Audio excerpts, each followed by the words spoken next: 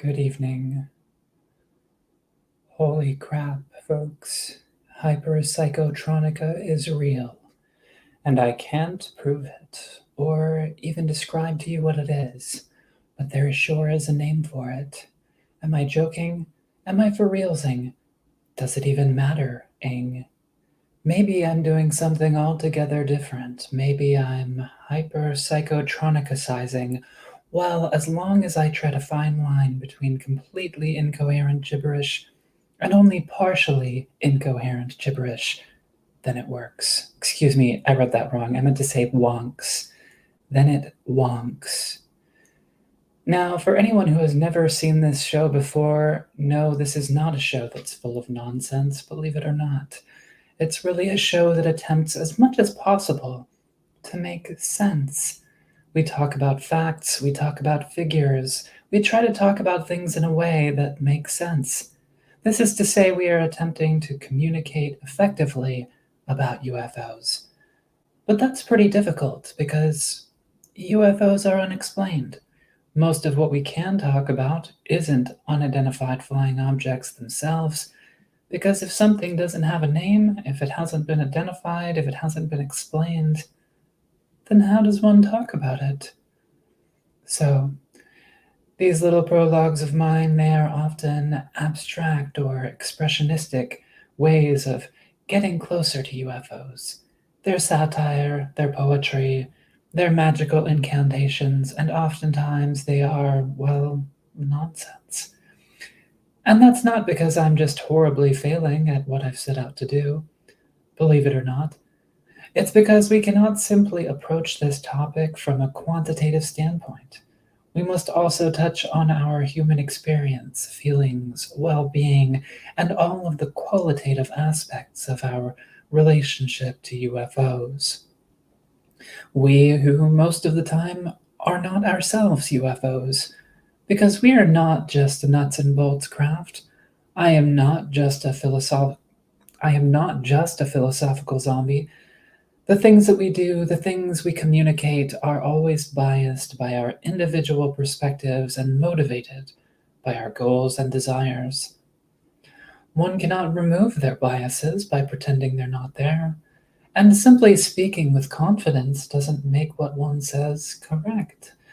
I am not an expert, and it is impossible for me or anyone else, for Jeff, for Luis, for the people in the chat, to speak from a purely objective standpoint. We are all subjects. At least nonsense, true nonsense, isn't trying to bolster a perspective, doesn't defend a particular argument, and has no underlying motivations or attachments. True nonsense, by definition, cannot be made sense of. It can't be explained or reduced. At times, you just gotta respect the baloney. I mean, I suppose you don't have to, of course. I could go out during golden hour and look up at the sky, and upon seeing its transcendental beauty, the colors that defy all explanation, the quality of the light, upon experiencing the indefinable scent of the air, be like, what? Are you kidding me? Jeez, I mean, seriously? That makes no sense. Like, what even is this? Like some sort of a UFO sunset or something? I wrote that on Friday. Before the days of UFOs, they had unexplained meteors, so for short, UM. And look out, it's imminent, it's in plain sight, it's skinwalkers at the Pentagon, it's UFOs, generals, pilots, and government officials go on the record. That's right, folks, disclosure is finally never going to happen. Plus, the aurora. What? How could that possibly be as interesting as Jeremy Corbell talking about something? Baloo, baloo, bia, baloo, boo, beep, boo, blue, aha, boo, boo, boo, bloob. Due to really just not feeling emotionally up to the task because balloons are terrifying, my balloon piece for this episode will be delayed until the next UFOs. UFOs number 14. All this and more tonight. I'm Rachel Nelson, FBI. I'm Jeff Knox with the National Security Agency. No, just kidding. Welcome to Ufo Sunset. There's also a Louise here. I'm you Luis can't forget. Cayetano from the National Reconnaissance Office. Can you say that again, Luis? Oh, yeah. I'm Luis Cayetano from the National Reconnaissance Office. Thank you. I just needed to do some reconnaissance. Uh-huh.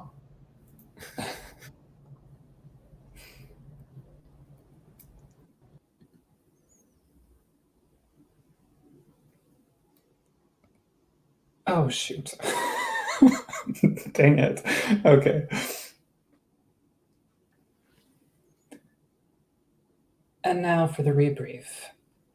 A new species of mantis has been identified. A paper was published on Friday in the Biodiversity Data Journal with lead author Qinpeng Liu at the China Agricultural University in Beijing, which describes a new species of praying mantis. Praying mantises are a diverse order of insects with males that are commonly able to fly using two sets of wings. The new species, Phyllothelis chinginum, belongs to the genus Phyllothelis, which includes over 20 species, many native to China. The new species is endemic to Yunnan province and was identified using a method called integrated taxonomy. This is a complex method that uses various different approaches to identify a cryptic species, or a species that goes unidentified because it looks very similar to other related species in the same region. Integrated taxonomy includes approaches such as looking at the morphology of an animal specimen, or the form of the animal's body, an animal's genetic makeup, and the geographical distribution of related species, or where different populations of an animal lives. In integrated taxonomy, approaches like these are used together to identify cryptic species. The purpose of this is to better understand biodiversity in a region. As an example, in late September, a study of mouse lemurs in Madagascar was published in the journal Nature Ecology and Evolution, which also used integrated taxonomy, while relying heavily on geographic distribution. This was used to better understand the biodiversity of mouse lemurs on the island and where conservation efforts should be prioritized. The new praying mantis species was identified from specimens collected at Mali Po in southern Yunnan province, and it was studied against other related species using morphology and DNA analysis, while also considering geography. They are similar to the related mantis Phyllothelis werneri, the species name Qingjinam comes from an ancient green robe called Qingjin. This refers to the species having a distinctive green color on the rear edge of the pronotum. A plate-like covering on the mantis's thorax. The study authors suggest that this new species points to a lack of knowledge of mantis diversity in Yunnan and Southeast Asia. The human-caused mass extinction of birds has dire implications, according to a new study. A new study published on Thursday in Science documents the extinction of 610 bird species during the period of human expansion in the last 130,000 years. The study also finds that this mass extinction has caused the loss of functional diversity, that is, the number of functions that birds play within their ecologies. According to lead author Tom Matthews at the Birmingham Institute of Forest Research in the UK, this means that important ecological roles performed by these birds, such as spreading seeds and eating insects, are no longer being filled, leading to other environmental impacts, Reuters reported. Most most extinctions of birds are found to have happened on islands, disproportionately affecting island ecologies. As examples, Matthews pointed to the extinction of the dodo on the island of Mauritius and the extinction of the Kauai-o'o, which was declared extinct last year. Both species were frugivorous, meaning that they ate fruit. Frugivorous birds help spread the seeds of plants, so their extinctions can also contribute to the extinction of native plants. Matthews also said that factors leading to bird extinctions include human hunting of birds, the introduction of rats and cats, and the spread of diseases introduced by humans. In studying the phylogenetic impact of this mass extinction, the study also finds a loss of about 3 billion years of unique evolutionary history. In addition, the authors project the additional loss of 1,000 bird species over the next 2 centuries. From the paper abstract, quote, "These results highlight the severe consequences of the ongoing biodiversity crisis and the urgent need to identify the ecological functions being lost through extinction." Unquote. According to a companion paper by Melissa Kemp from the Department of Integrative Biology at the University of Texas, Austin, the results of this new study highlight a need to identify the ecological functions of birds before they go extinct, as well as the need for greater conservation efforts on islands and in other ecosystems. Multiple major solar flares last week sent coronal mass ejections earthward. Last week, a sunspot designated region 3842 emitted 2 of the 3 strongest solar flares during solar cycle 25, the current approximately 11-year solar cycle of the sun's electromagnetic activity. This included an X7.1 solar flare on Tuesday and an X9 solar flare on Thursday, which is so far the strongest solar flare of this cycle. The X7.1 flare is the 3rd strongest flare, only after an X8.7 flare that happened on May 14th and led to powerful auroras on Earth that were as visible as far south as Florida. The 2 X-class flares last week resulted in powerful radio blackouts over the Pacific as well as over the Atlantic, and both also produced coronal mass ejections directed towards Earth. Additional solar storms were produced by other smaller sunspots, including region 3841 and region 3843. However, as multiple storms have started colliding with Earth last night, there has not been very much aurora activity like there was in May, and as was forecast by NASA and NOAA. According to spaceweather.com, quote, "CMEs have structure and Earth might have threaded a hole in the CMEs and Earth might have threaded a hole in this CME's inhomogeneous shock front. If so, strong geomagnetic storms are unlikely this weekend." Unquote.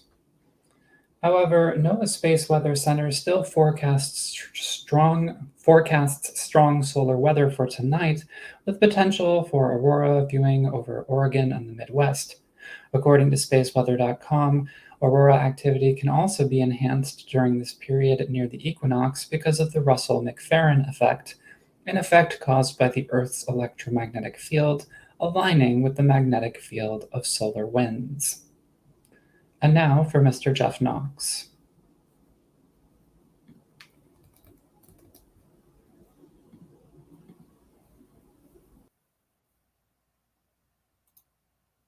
Hello. So, yes, today, again, kind of like last time, I'm going to diverge a little bit from only talking about UFO stuff because I happen to find this stuff really interesting, and I'll talk about early computers and stuff if I want to. So, if you don't like it, deal with it. Today, we're going to be talking about Wilhelm Schickard, polymath, inventor of the first calculated machine, and UFO witness. Wilhelm Schickard, whose name sometimes will appear as Schickard, Schickhart, Schickardi, like if it's in Latin, sometimes Wilhelmus Schickardi. But William Schickard was born to a Lutheran pastor's daughter and a carpenter in Herrenberg, Germany. Okay, in Herrenberg, Germany. He excelled mathematically and academically, earning degrees in theology and Oriental languages from the University of Tübingen, where he studied mathematics and astronomy under Michael Maslin. And pay attention to this picture. So this picture at the bottom is drawn by the Neckar River in Tübingen and is painted by Johannes Pfister in 1620. Johannes Pfister will come up later on because he was not only an illustrator and a printmaker, he was a mechanician that would be involved with helping construct some of these machines. He also illustrated that drawing to the right in kind of black and white of Tübingen. And after becoming a Lutheran minister, he collaborated with Johannes Kepler on engravings and calculations for Kepler's Harmony of the Worlds. And here we can see some of the engravings and illustrations he did for Kepler's Harmony of the Worlds. In fact, Kepler would actually kind of be good friends with Schickard. Kepler came back to Tübingen when his mother was accused of witchcraft, and Schickard was the Lutheran pastor at the time in Tübingen, and they kind of they became friends at that point when Kepler kind of came to town to help in his mother's defense against witchcraft, which was eventually later on dropped. In 1619, Schickard transitioned to academia as a professor of Hebrew at Tübingen, and he created innovative teaching methods and tools such as the Hebrew rota for Hebrew verb conjugation. What this basically was a similar kind of to almost like his calculating machine. It was a rotating cylinder that you could rotate in certain directions to conjugate various Hebrew verbs. And so he created mechanical devices even before this calculating machine to help teach people Hebrew. And he wrote books on this topic, on Hebrew, teaching Hebrew and other Oriental languages. But Schickard also had a deep interest in astronomy. And in 1623, he invented something called the astroscopium. The astroscopium is kind of, it's kind of like in between like a planisphere and like a two-dimensional star kind of like chart. It's a paper cone featuring the imagery of the starry sky. And these paper cones would be printed on paper, like in this book of his, and you would cut them out and fold them so they were taped together in a cone-like shape, like you can see here. And there was another kind of cone at the bottom, and with this, you could basically rotate it depending on time to see which view of like the night sky would be at any given time, you know. And you can actually make these yourself. There's this Kelly Magruder who has a PDF on making your own astroscopium, and I think that would be another kind of fun project that people could do, is to build one of these kind of paper cones of the night starry sky. And his work Ephemeris Lunaris, he developed a theory for the moon's orbit that allowed him to calculate the most precise ephemerides of the time, providing position values for moving astronomical objects. He was also the first to determine meteor trajectories using simultaneous observations from different locations. So he was really involved in geodesy and geodesic calculations and triangulations. I don't believe the triangulation theory was actually his own, but he apparently was the first to calculate these trajectories.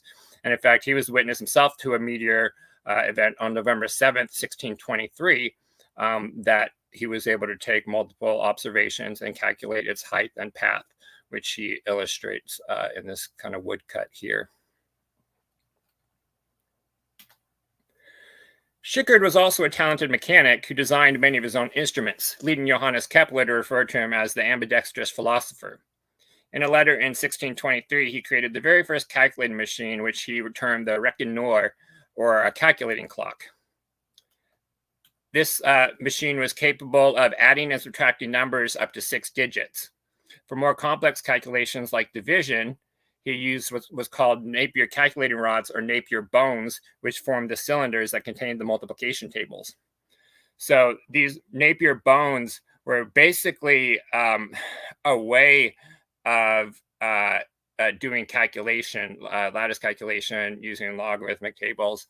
And so what they did is they took these bones, which were typically just kind of sticks like that with these tables, put it on like a sheet of paper, kind of like this, and rolled it around a cylinder so they could be rotated.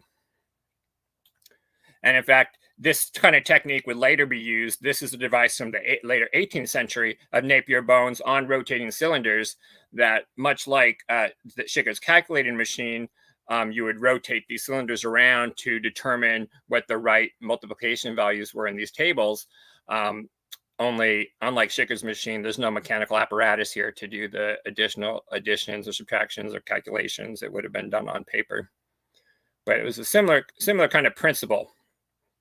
And these are two drawings actually from Schickert's time of his machine. And you can tell they do look, kind of computing like, almost more like a cash register. But they do look like some sort of kind of mechanical calculating apparatus. This sketch on the right is one that's actually included in the letter to Johannes Kepler. The sketch on the left was actually found with some instructions to the mechanician that would be basically fabricating this machine on behalf of Schickard. And in 1718, so the first kind of references to this machine were published back in 1718 at the very least. One of the first biographers of Kepler published a collection of his letters that included 2 letters from Schickard to Kepler. And on one of these letters is a note by the publisher referencing Schickard's calculating machine. And in the index of this list of correspondence, they have it also listed as Machina Arithmetica on page 863. And so in this first letter, we can see that was sent to Schickard to Kepler on September 20th, 1623, detailing the results of his work in Latin. He says, "What you have achieved through calculation," Schickard stated, "I have just tried to do by way of mechanics. I have constructed a machine consisting of 11 complete and 6 incomplete, actually mutilated sprocket wheels, which can calculate. You would burst out laughing if you were present to see how it carries itself from one column of tens to the next column, or borrows from them during its subtraction." And you can see the publisher put a side notation here, the Schickardi machine Arithmetica. So there's at least in 1718 a copy of these letters mentioning his publishing his calculating machine or calculating clock, as it was called. In his next letter, dated February 25th, 1624, Schickard would deliver some unfortunate news to Kepler. And this was published and a further kind of complete Gesamtwerk, volume 18, that contained the basically correspondence from 1620 through 1630. And they published this second letter of his, which provides a little bit more detail of how the machine works and explains this unfortunate news that happened. That's the full letter. Then you can see this, that one illustration of the machine came from the second letter in 1624. And he also included a kind of a sketch of the gear mechanisms. He starts off with kind of the bad news here. And remember this guy I just briefly mentioned that did those illustrations, Johannes Pfister. "I have placed an order with the local man, Johann Pfister, for the construction of a machine for you. But when half finished, this machine, together with some other things of mine, especially several metal plates, fell victim to a fire which broke out unseen during the night. I take the loss very hard, now especially since there is no time now to produce a replacement soon." He then goes on to further describe the operations of this machine and how it works. "I will describe the computer more precisely some other time. Now I don't have enough time. A are the upper faces of vertical cylinders. So at the very top, it's hard to see, but those knobs at the very top of the machine say A, and that would be the rotation of those Napier calculation tables that are printed on the cylinders, whose side surfaces are described with the multiplication tables. The digits of these tables can be hooked out of the windows B of a sliding plate. And so you would move these like wooden plates to be able to see what the numbers were of those various cylinders. From the inner side of the machine to the disc DD are attached wheels with 10 cogs, and each wheel is clutched with a similar wheel in a manner that provided some of the right wheel spins around 10 revolutions, the left wheel will make 1 revolution. But provide the first wheel spins around 100 revolutions, the third wheel to the left will make 1 revolution. In order for the revolutions of the wheels to be in the same direction, intermediate wheels are necessary. And again, that's a bit closer up image. It's kind of the gear kind of little sprocket sketch that he did here. And this again is that sketch of the that they found in Stuttgart, along with the instructions that were sent to Johannes Pfister on how to basically construct and manufacture the machine. Now, the machine was pretty essentially a basic, simple machine. In fact, the only mechanical aspect of it was this subtractor adder unit that used these cog wheels. The entire upper part of the machine with the rotating cylinders is really just for reference point, is so you know what to do with the adder wheels at the bottom here. And this machine was constructed using these various cogs and what's called a single tooth wheel there. And this was actually a problem, and it's kind of why this machine is limited to only 6 digits, is because the amount of force necessary to carry across all those wheels on a very large number would probably break that single sprocket. And so this was kind of done away with when Blaise Pascal would invent his calculating machine 20 or so years later. They didn't use single tooth wheels because they realized the problems of the forces that would be required to propagate a carry over all the gears with large numbers would be too much, and it could, break the mechanisms. But you can basically see how it would work. As each of these wheels would spin every 10 times, it would cause that really long sprocket to kick over and carry over in the next digit. And there's an excellent YouTube channel you might check out, JEPU Machines, the guy that built one of these, and he demonstrates the use and stuff. And these that kind of illustration of the gears up there is from one of his videos. And this is another one of his videos where you can see the back of one of these machines. This is the back where they have these Napier bones on cylinders that just spin around. And you can see those bars that you pull out to the right or the left and the front to be able to see these various columns. And I'm going to try and do a simulation here just to kind of give you an idea of how this thing works here. Let me see here. All right. So this is a simulation, a simulator that was created in Scratch, and you can visit that link yourself and give it a try out. It's pretty easy to use, at least for basic operations. It uses an architecture known as abridged multiplication, which was kind of obscure for the time. It was some people aware of it. Kepler was aware of it, as well as a couple other contemporaries of Shicard's. But most people were just, quite frankly, not aware of how bridge multiplication worked at the time. And so that's the way this machine works. I'm just going to demonstrate a couple real quick operations. So addition is pretty easy. And remember that the mechanics of the machine is mostly the adder and subtractor mechanism. So let's just say I wanted to do basic addition of like 27. So put 7, I would turn this knob to 7. Turn this knob in 2 places to 27, and I wanted to add 56 to it. So again, then I would just turn this knob again, 6, 1, 2, 3, 4, 5, 6, and this knob 5, 1, 2, 3, 4, 5, and that would be my addition, 83.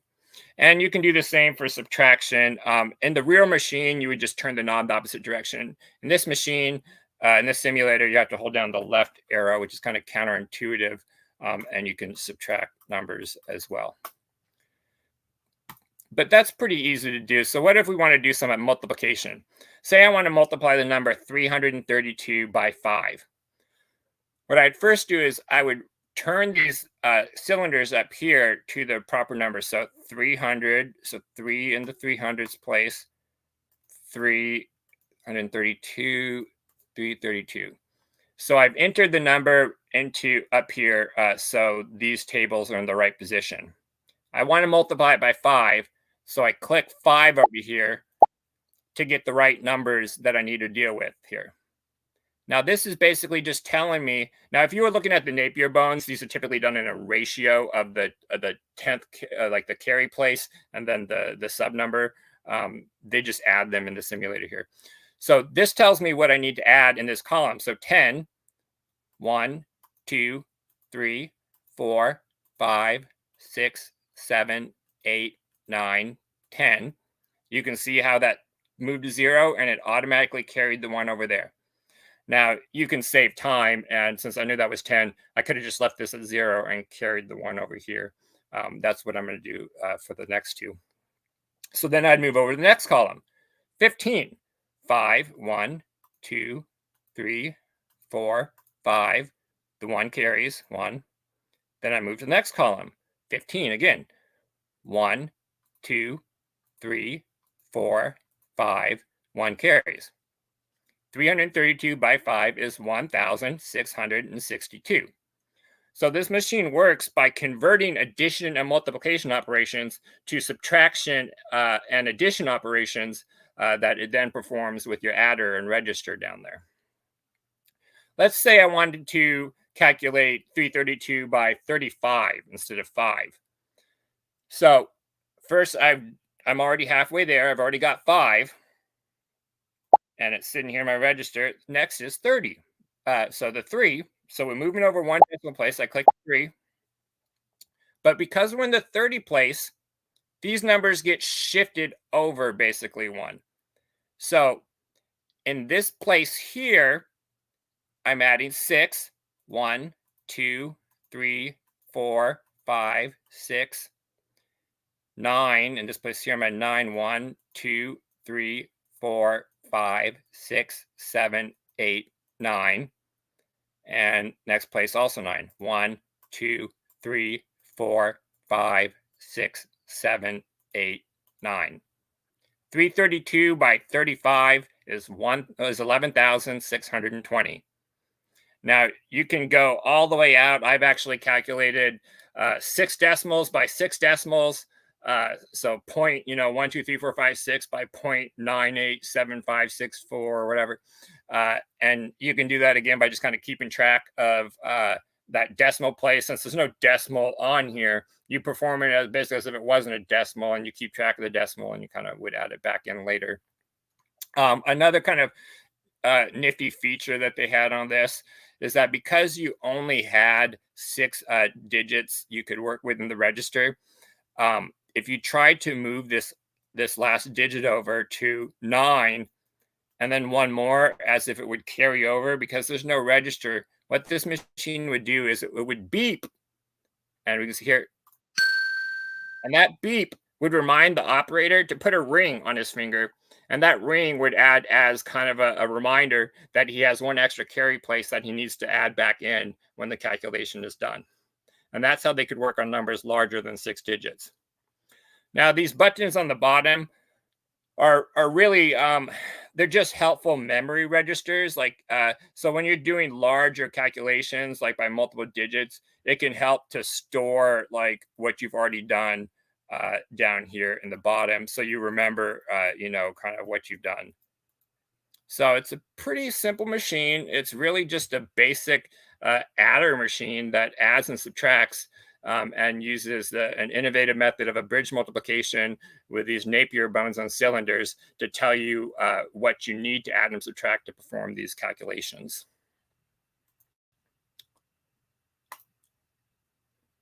I think it's very cool. It's kind of fun to go play around and figure out how to use and figure out its operations. I would actually like to create my own Shikard machine eventually. I'd even like to make kits of these that kids could make, that could be sold for like STEM kits to be sold in schools to teach people early computing. Because we just did some calculations on a machine that is now, 400 years old, over 400 years old. So I think that's very interesting, very cool.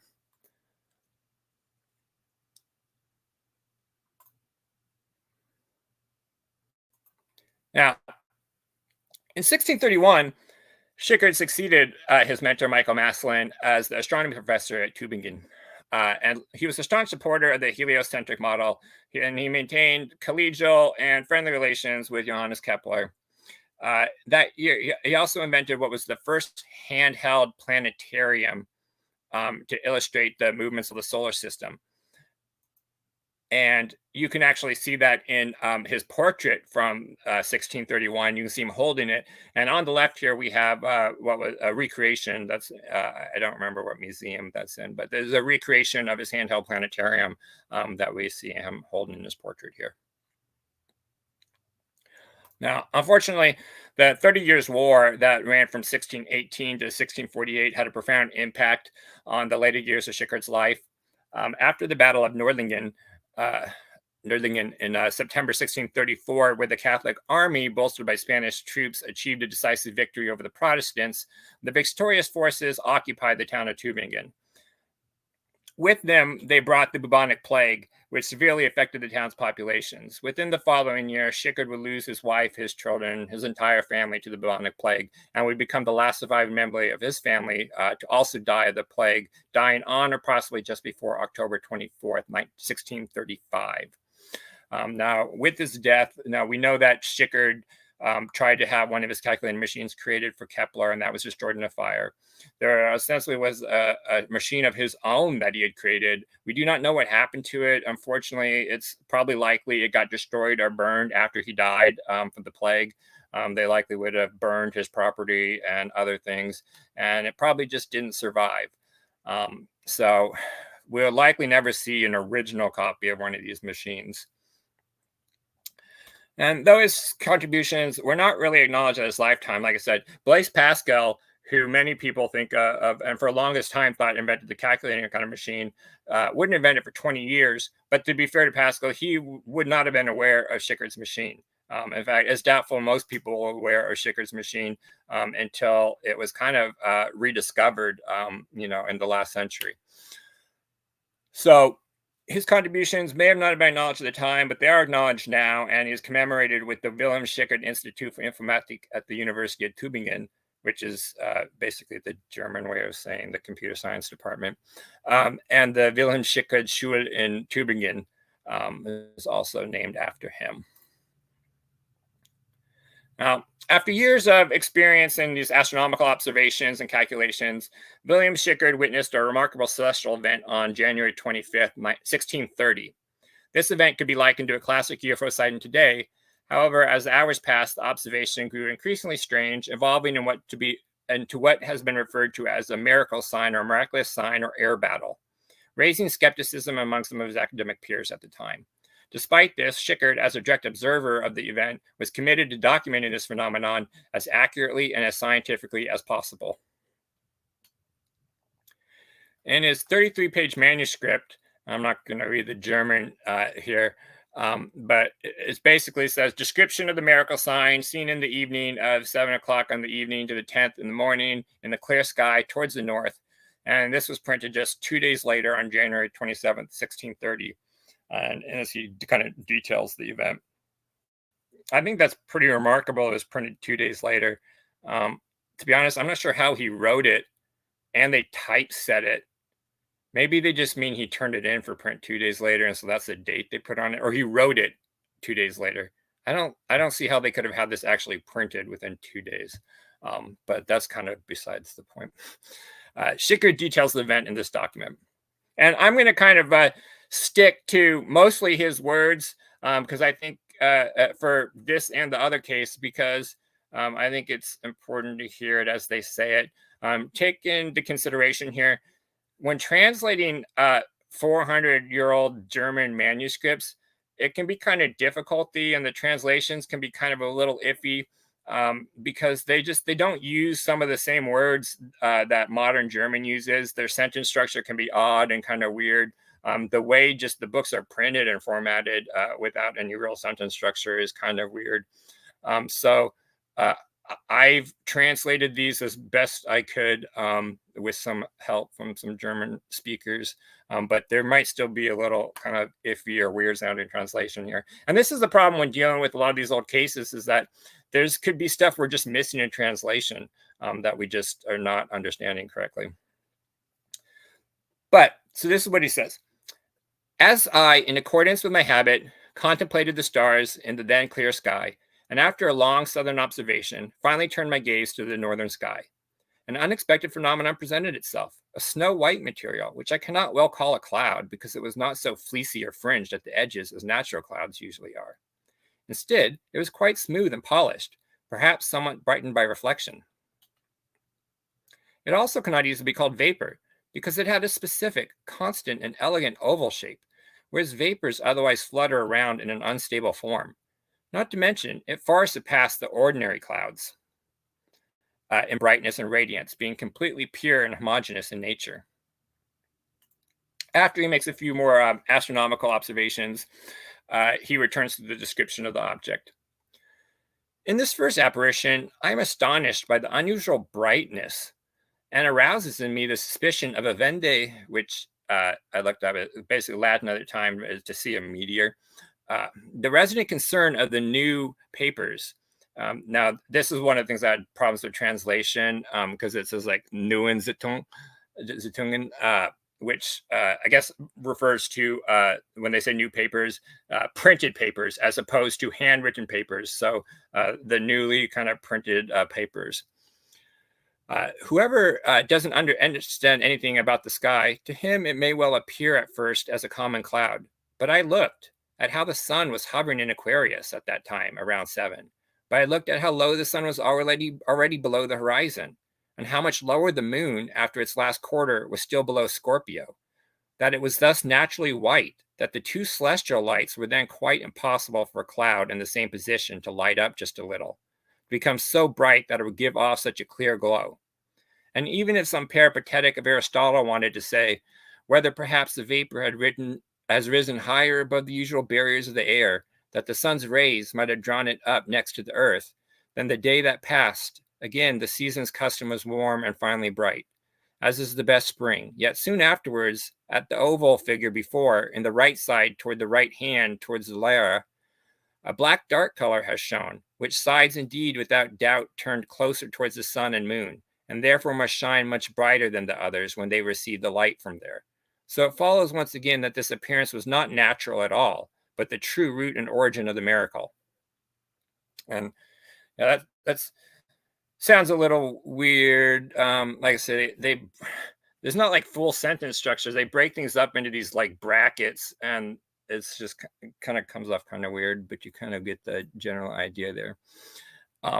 And being a man of science, Schickard was not quick to write this off just as a miracle. He hoped to kind of find some sort of scientific explanation for what he was witnessing, and he states, however, I must, in order to more thoroughly dispel all doubts, honestly confess my own initial suspicion. Because in this case, I am neither gullible nor willing to allow miracles, since all human wisdom would then be lost to the matter, could no longer be explained by natural reason.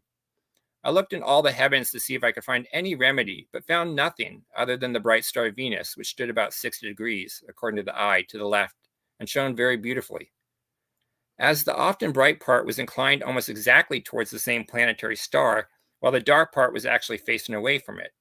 I considered the former to be light transmitted to it, and the latter to be its shadow, as the ancient astronomer Tycho Brahe also testified that the comet Schweif in the year 1577 was not directed towards the sun like others, but towards Venus. And I also remembered from my own limited experience that Venus can illuminate a dark body from afar, as I often did, and most recently on Epiphany Day, the 6th, in the evening, when the young crescent moon was still more than 10 degrees from it, and yet evidently illuminated by it on its dark side. He then goes to report on the phenomenon after 7 o'clock, and this is where it gets kind of really interesting, and the multiple objects come into play here. This bright shining mass did not remain alone for long, but soon acquired two skins, one from the left, somewhat lower than the rhombus star of the dolphin, which looks not unlike a dolphin, and it had the shape of an overturned cauldron, or in summer a haystack on the meadow. The other, on the right, however, towards the foot of Alleghetti or Hercules, which this image stretches out from the ground as if to trample the head of its trachea. This one has the shape of a long waystone, which has been ground down in both places. The kind reader will forgive me for using such silly similes. I cannot figure it any other way unless I have time to paint it with lines. These two, or rather all three colors, were snow white, but not just a bad white, like chalk or milk, which give no shine, but rather brilliant and shimmering, so that the area here was illuminated. The light was not luminous, like the reflection of a lying mirror or still water, but rather it swayed and agitated, and it did not sway as quickly as the fixed stars, but rather gently and roughly, like the waves of flowing water. Afterwards, it grew, rose slightly, and then disappeared unexpectedly, but soon came back and repeated this change several times, so that one did not know whether it had really disappeared or was only hidden. And this is how it had appeared up to that point towards the northwest. So, in summary, Schicker describes a bright oval or egg-shaped object in the northern sky, distinctly different than known clouds due to its smooth and polished appearance. After further observations, he noticed the emergence of two additional white objects besides its oval shape, each displaying different shades of colors of white. One resembled an overturned kettle or a haystack in a summer meadow. And this is one of the weird words, Überschock, that they kind of used, that shock refers to like a haystack. We can never figure out what the first part of the word was supposed to mean. Maybe like lard, Oberschock, whatever. But so essentially like a haystack. And you can see this does kind of look like a haystack on a meadow down there might look like. And the other object looked like a long sharpening stone or a waystone with both sides already worn down and so he used familiar objects of his time for the reference. And I like to think Rachel made those little illustrations for me. So thank you, Rachel. So these objects shimmered in a way different from the hurried twinkling of fixed stars, prompting Schicker to wonder if they had truly vanished or merely hidden from view. So while this summary captures only a fraction of Schicker's observations, his manuscript spans 33 densely printed pages. The quality of his count is enhanced by his extensive background in astronomy and natural observations, highlighting his reputations as one of the foremost polymaths of his time. Like I said, he was the first guy to calculate triangulation to calculate the paths of meteors as they came in. He created some of the most accurate survey maps and kind of sort of revolutionized like precision surveying kind of at the time. Using his various geodesic calculations of the time. Playing from Pixel 4a, 5G. Sorry about that. My phone was off. But ultimately, watchers must decide whether to accept Schicker's distinctions from known natural phenomenon like clouds and his interpretations of an otherworldly miraculous sign. In the context of modern UFO sightings, notable parallels emerge, particularly with frequent reports of egg-shaped or oval-shaped UFOs in contemporary literature, like we had seen in my previous presentation on the Mikhail Valençol case here on the right, which has a lot of similarities with the Socorro case. Oval or egg-shaped UFOs have been part of the literature for many years. Now, Schicker, who had previously suffered controversy in his life over his heterodox religious, sorry, I turned that off, beliefs, would receive public pushback over publishing this publication on his miracle signs. In a contribution to the collection of writings in the Tübingen Schicker Symposium on the 400th anniversary of his birthday, religious scholar Ulrich Bubenheimer, in his paper Wilhelm Schicker in the context of the religious subculture, explains the debates with a Tübingen theology professor, Lucas Osiander the Younger. In 1630, Osiander threatened to censor a work of Schicker that was in print, in which the latter had described two celestial phenomena and interpreted them as miraculous signs. Schicker saved the print with temporary feigned humility towards Osiander, as he wrote to his brother. Osiander was offended by Schicker's attempt to interpret the celestial phenomena prognostically. Osiander had already spoken out against the many prophecies and chiliastic apocalyptic interpretations of the time in a 1621 work. Furthermore, Schicker's view which was also current in the Tübingen circles at the time, that God sometimes speaks to his followers in dreams, must have smelled a spiritualism to the Tübingen orthodoxy, especially since Schickard took up the idea in this context that prophetic interpretations require higher inspiration, often only given to simple idiots. Osiander may have also suspected Schickard of adhering to esoteric future predictions in the manner of the Kabbalah Arithmetica, which he, Osiander, had polemicized in 1621. This suspicion could have been fueled by Schickard's repeatedly expressed interest in Kabbalistic numerical speculation. In 1621, Osiander placed the Kabbalah Arithmetica alongside the Rosicrucian Utopia. This accusation that Schickard was associated with Rosicrucian circles in Tübingen had already been made against him a few years earlier. Now, part of the reasons why people had kind of tied him to Rosicrucian circles is, in fact, because he was tied to Rosicrucian circles. Schickard's close contacts with this guy Christopher Besoldis were cited as his heterodox tendencies at the time.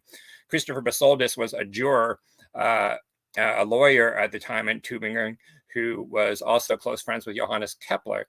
In fact, he was a juror on Kepler's mother's case of witchcraft that had later been dropped. Besoldis is also perhaps more famous, I would guess, would be for his involvement with the Rosicrucian Manifesto. In fact, the Rosicrucian philosophies and manifestos were considered to be based on Christopher Besoldis's work, Tobias Hess, and this guy Johannes Valentinus Andrea. In fact, they together with mostly Andreas are considered to be the authors of the chemical writing of Christian Rosenkreuz. So, in fact, Schickard was hanging out with all the creators of the Rosicrucian kind of philosophies, and is considered one of this guy Christopher Besoldis back here is considered one of the kind of founding peoples of Rosicrucian philosophy and beliefs. He's also kind of well known for what he considers the justification of the natural law. To him, natural law was that human beings, we have free consciousness and we have the natural right to believe whatever we want to believe. Nobody can force us to believe anything. And the most natural law of all humans is that we have the innate ability to choose what we want to believe. So that's kind of another thing that this Christopher Besoldis guy was used to. So you can see with his connections at the time that he would have been kind of on the outs with the Orthodox religious people. In fact, like Tobias Hess with this other guy, Simon Stedian, kind of wanted to abolish the papacy in 1609. And so these guys were kind of had a lot of controversial beliefs, and Schickard and the rest of them were kind of all close buddies hanging out together. Now, this is not the first air battle or miraculous sign to actually be seen in Tübingen. Earlier in December 5th, 1577, near Tübingen, Germany, a remarkable phenomenon resembling large, high, broad hats emerged from the clouds surrounding the rising sun, blanketing the ground below. This event is dramatically illustrated in this broadsheet that was published the following year in 1578. And we can see this, I think it's a beautiful illustration here of these raining hats kind of falling on the ground. And this is the rest of the broadsheet now the broadsheet, surprisingly, is really mostly just like a religious polemic, like that doesn't actually talk about the sighting all that much, like only briefly. It's mostly full of other superfluous stuff.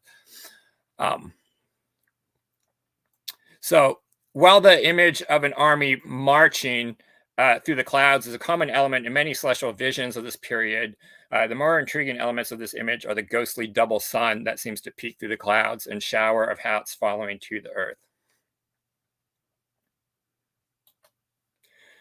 Pierre Basteau, in his History of Prodigies, so History of Prodigies, second edition in 1594, also describes this event in a bit more detail here. And this is an illustration that was also that was included in this History of Prodigies. Now, this second edition, Pierre, and again, I apologize for butchering pronunciation names here, Pierre Basteau, was already dead at this point. They've actually took his first edition of the book, and several other people added stuff onto it. But it was printed in this 1594 edition of this book here. And I'm just going to, again, bear with the translations. The translations I mostly got on this one from another document I'll mention here in a second. But I think it's best to just kind of read what they have to say about the case. In the city of Althoff and its surroundings, in the land of Württemberg in Germany, 1 league from the town of Tübingen, it was seen on December 5th in the year 1577 at around 7 a.m. that the rising sun appeared not in its natural clarity and splendor, but instead wholly yellowish, as at times does with the full moon, and resembled a large round barrel, shining so little that it did not dazzle, but could be contemplated freely. Shortly afterwards, its surroundings grew quite dark, as if eclipsed, and the sun was red as blood, so that we could not tell if it truly was the sun. Just then we saw 2 suns, one red, one yellow, which clashed together, and one seemed to replace the other, as can be seen during an eclipse. This lasted some time, until the other sun vanished, at which point we could only see the first dim yellow one. Shortly afterwards, there appeared a small black cloud shaped like a ball or a large plate, which dashed straight towards the sun and covered its center so that we could no longer see more than a great yellow circle. While the center of the sun was thus covered, another small, long, blackish cloud appeared. It fought with the sun, and they covered with each other several times until the sun eventually recovered its aforementioned yellowish color. Now, at this time, a black cloud appeared from the west towards the sun, and from it emerged a large number of people dressed in black, armed like soldiers, both on foot and horseback, marching in formation. This procession prepared to move across the sun and drift away from the east, accompanied by additional clouds, some red and others yellow like saffron, that seemed to rise from the sun's gloom and encircle it. And in this illustration, we can see all these soldiers on horseback and walking dressed in black. Next, out of these clouds came reverberations resembling tall, wide hats. And all of the ground appeared to be yellow and bloody and seemed to be covered by tall and wide hats. Those hats were of diverse colors, red, blue, green, and most of them black. Afterwards, these clouds descended like fog, and it seemed to rain blood, not only in the sky, but all over the ground and on the men's clothes, and everything we saw seemed bloody and yellowish.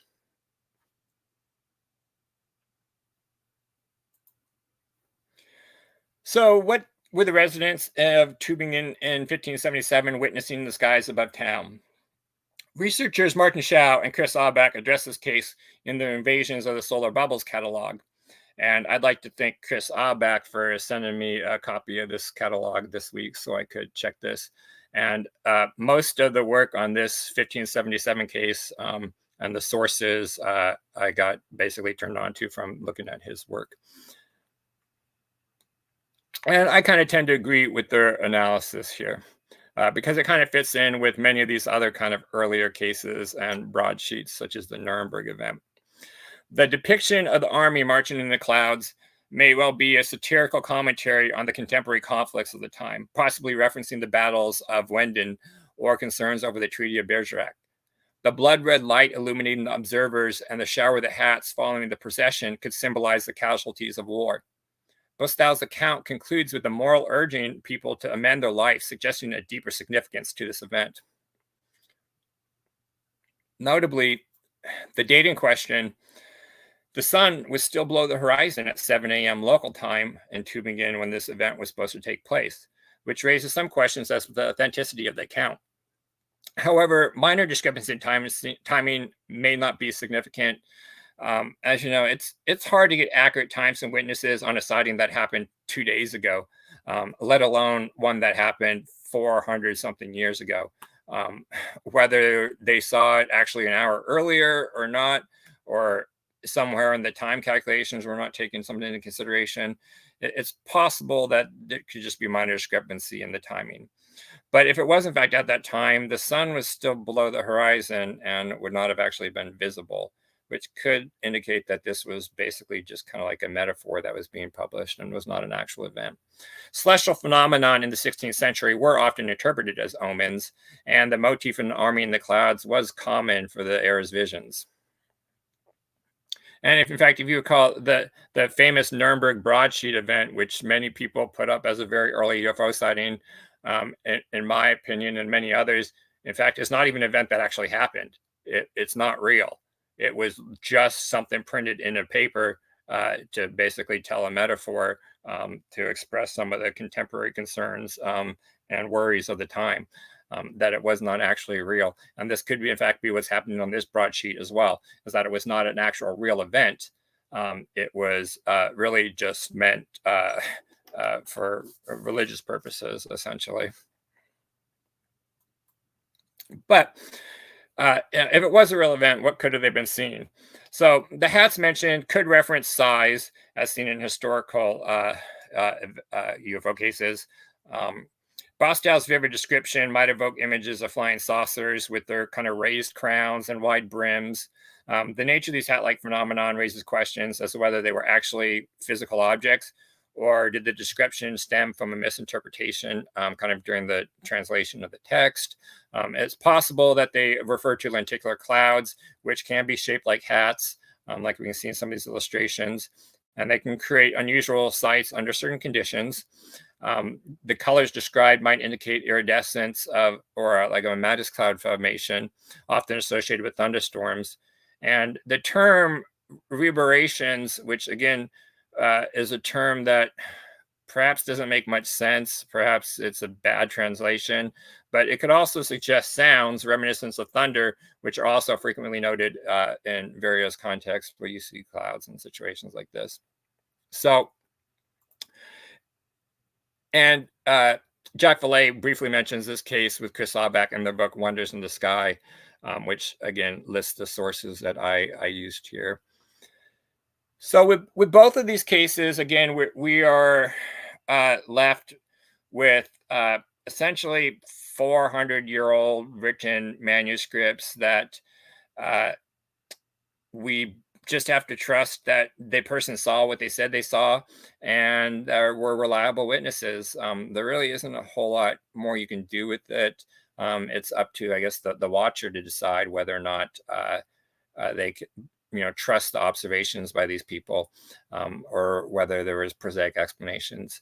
I think in the case of Shikard, he did actually see something. Whether you can trust his observations, that they weren't just clouds, that's up to you to decide. I think in this later case, I think it's likely there was not even a real event. And if you look at that original broadsheet, it is mostly religious. Like it seems to mostly be just using that event for other purposes, which was common at the time. And I think that's what's also happened with like the Nuremberg broadsheet and potentially even other broadsheets from the time period. And that's that. Back to you. Oh, okay, there he is.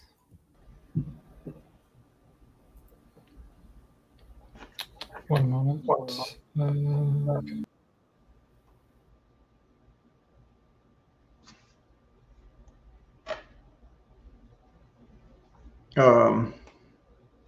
What am I showing?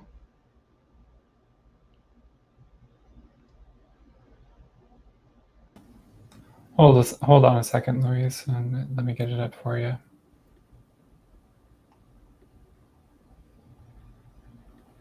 There we go. There was another case that I was going to do this week. I plan to do next week for people, another old sighting that I didn't get to because this presentation was going a little long. So tune in next week for that, you guys.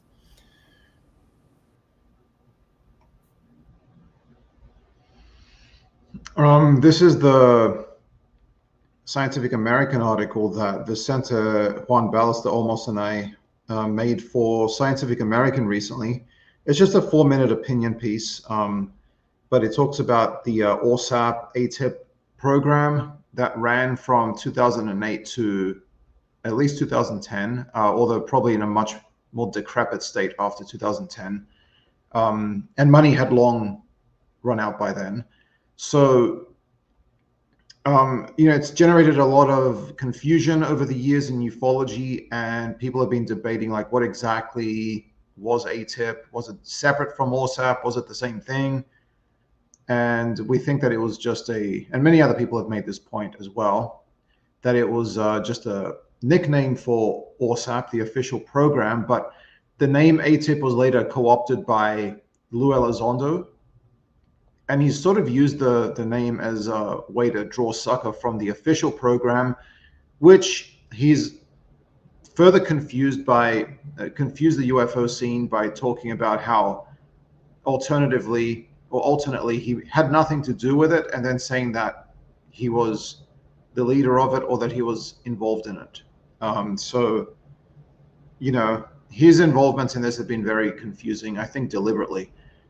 But ORSAP was significant, the official program, which is actually talked about in a couple of books by Lakatsky, Colm Kelleher, and George Knapp. And the Advanced Aerospace Weapons Systems Application Program is what it stood for. It was officially meant to be like a program for projecting future weapons developments and the threats that America would face. But that's how it was sold to DIA, under whose auspices it was conducted. But actually, it was a de facto UFO paranormal program, and it had some overlaps with Skinwalker Ranch. Robert Bigelow was, promoting it behind the scenes, and he had some political connections as well. Harry Reid was involved as well. And so it was basically a UFO paranormal program, which is significant because the US government had gone on a sort of hiatus after Blue Book ended in 1969. In terms of, at least like kind of large scale exertions in the UFO topic, they did have like some piecemeal studies here and there. The Air Force, I think, as well did some, collecting data for like individual cases near air bases and things of that sort, but there wasn't a sort of cohesive program as such dealing with UFOs until ORSAP. But even then, it was like a, sort of sneaky, because it was done under the table and it wasn't what was advertised to the government. And so we talk about that also in a 74-page document, which we link to in this one. And what else is in there? So we say that the real value of the Arrow organization now, the All Anomaly, what does it stand for? I can always forget. All Anomaly Resolution Office. Yeah. So that is sort of the official UFO office of the government now. And we say that the real value of that organization is in, doing the old-fashioned investigations of UFOs, the UFO cases, I should say, because we're mostly dealing with reports. It's very rare that we get to study things in real time, but that perhaps stuff could be done in real time by using more advanced sensors and technology. So there's certainly openings there. But as for the whistleblower narrative that's sort of taken over on Capitol Hill among some Congress people, that is just a dead end and a fool's errand, because it's just repeating the same age-old conspiracy stories that have been done for like decades, that the Air Force is covering up advanced technology that it's acquired from extraterrestrials or some otherworldly source. Those stories are, surely false, but they're still being pursued. So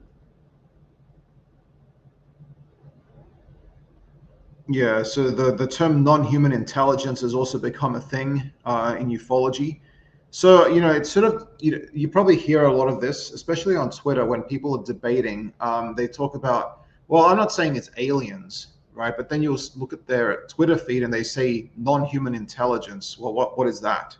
It could be aliens, it could be interdimensionals, but it's some sort of, at least non-human intelligence. So these people are talking about something extraordinary and otherworldly. So, that's what they really want from this UFO stuff, is proof that we are being visited or interacted with by these beings. Now, there's also mention there of the CIA, the Robertson Panel's 1953 warning about potential Soviet exploitation of the genre. Now, that's relevant today because, there's pushes to get information disclosed, and some of that stuff could be really sensitive. And if it's prematurely disclosed, that could harm American national security. And there's a possibility that foreign intelligence, although there's no definitive proof of this, but foreign intelligence could conceivably see the UAP, seen as another avenue for trying to get America to disclose its military secrets. So that could have some potential harm. And we should look at the 1953 warning by the Robertson panel as a sort of precedent for that, looking at that danger. We do kind of talk about a positive note there within ufology, which is that a lot of historians are now looking at the mythical aspects and the sociological and cultural aspects. So that's certainly very useful to understand how myths and ideas spread, and why we believe what we do, why we see what we do, and also try to maybe link it to previous aerial sightings and waves and flaps from previous decades and previous centuries, actually, even millennia, because people have been seeing strange things in the skies for thousands of years, but it doesn't mean that it's aliens, but some people do try to make it that, obviously.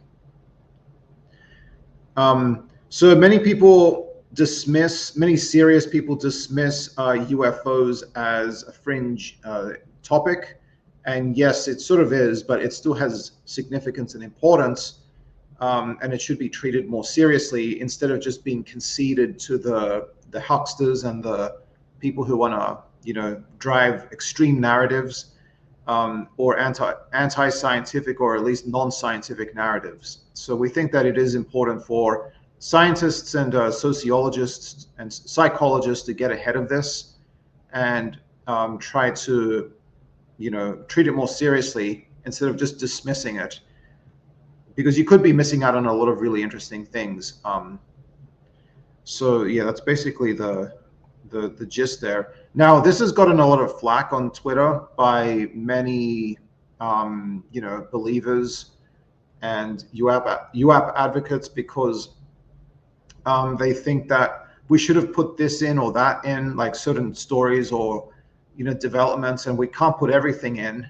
Otherwise, we wouldn't be writing our own article here or opinion piece. It would be somebody else's, and we're trying to just give a broad contour of what we think are the main important elements going on right now. And people are free to disagree with that, but we can't just keep adding stuff and it would never get published, because then you'd have to be waiting forever, because there's always something new in this scene. Yeah, like the UAPDA, right? But we do deal with these things in the 74-page report, which is on academia.edu. We will be updating that very soon with the latest developments. So that's the place really to watch. But this is just a short opinion piece about what we think are the main elements which are important. And also, I should say that some people have linked to my web page or my website, ufologiescorrupt.com, and I've recently actually ameliorated my sort of mission statement on that website, because I think that the way that I phrase some things might have lent itself to confusion or misinterpretation. So, I was talking about that there's an extreme element or contingent within ufology which has got neo-fascist ideology or beliefs, and there's a lot of corruption as well in terms of money grubbing and selling fake stories, and that there's even been abuse and exploitation, including individual cases of child molestation. Okay, but those are, I should stress that those are very far and few between. It's not that I think that ufology is pushing people to do those things. It's more that there are those elements in there, and sometimes people do close ranks around the abuser, right, or the exploiter. So that's problematic, obviously, and that could speak to a broader problem. And ufology, of course, is not alone in this. In every paranormal scene, we see stuff like that. And even in like science as well, we do see sometimes people being abusive or exploitative, and then they get away with a lot, much more than they should ever have been allowed to for a long time. So I'm not saying that I'm not trying to paint everyone in this field as being obviously, child molesters or anything like that. I'm just saying that there is a contingent within it, and that there's often these very toxic power indifferences or dynamics at play, and that should be looked at more carefully. And people should be aware of it, right, going in, because there are people out there just to exploit or fleece believers and others in this scene. So yeah, like Wendell Stevens, Jan Hazen, who were convicted of. Well, Wendell Stevens was a close associate of Billy Meier, and the Figu sect. Billy Meier, the Swiss contactee.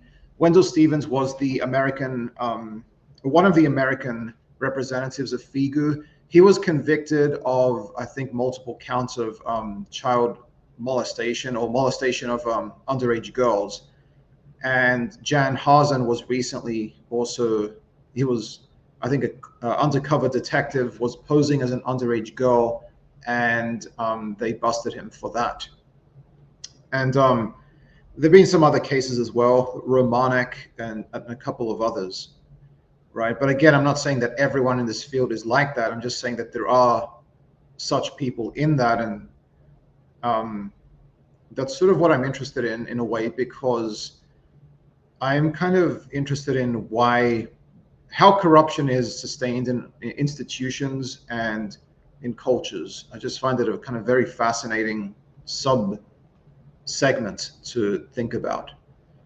And there's also other forms of corruption in ufology, such as I mentioned, like certain racist or fascist currents. There's also just people selling fake stories. Like I would classify the Bob Lazar story, as a form of corruption, because he knows that it's not true. He's selling it as though it is true, and that's not right. And there's many, many, many stories in ufology like that, where people are just out to make money. Stephen Greer as well.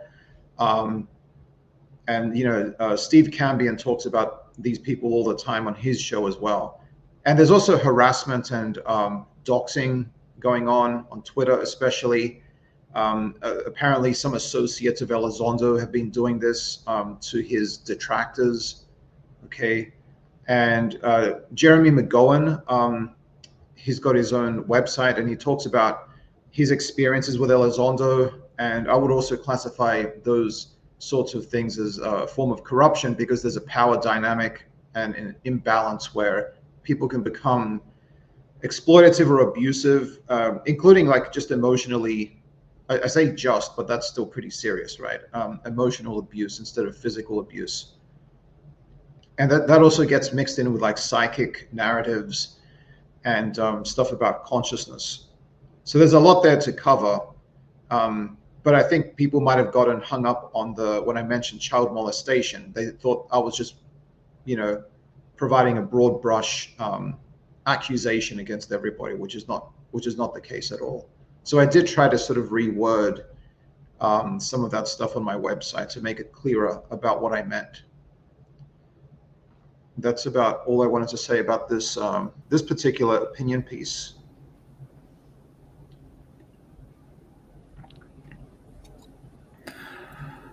Okay. Yeah. Right. Time for. I think your website was pretty clear. I think obviously you're not saying everyone in ufology is involved with pedophilia and cults and all that stuff. Like that should just be basic logic. You shouldn't have to read it. But anyway, to deny that this stuff exists in this field and has been a serious problem is just to deny history.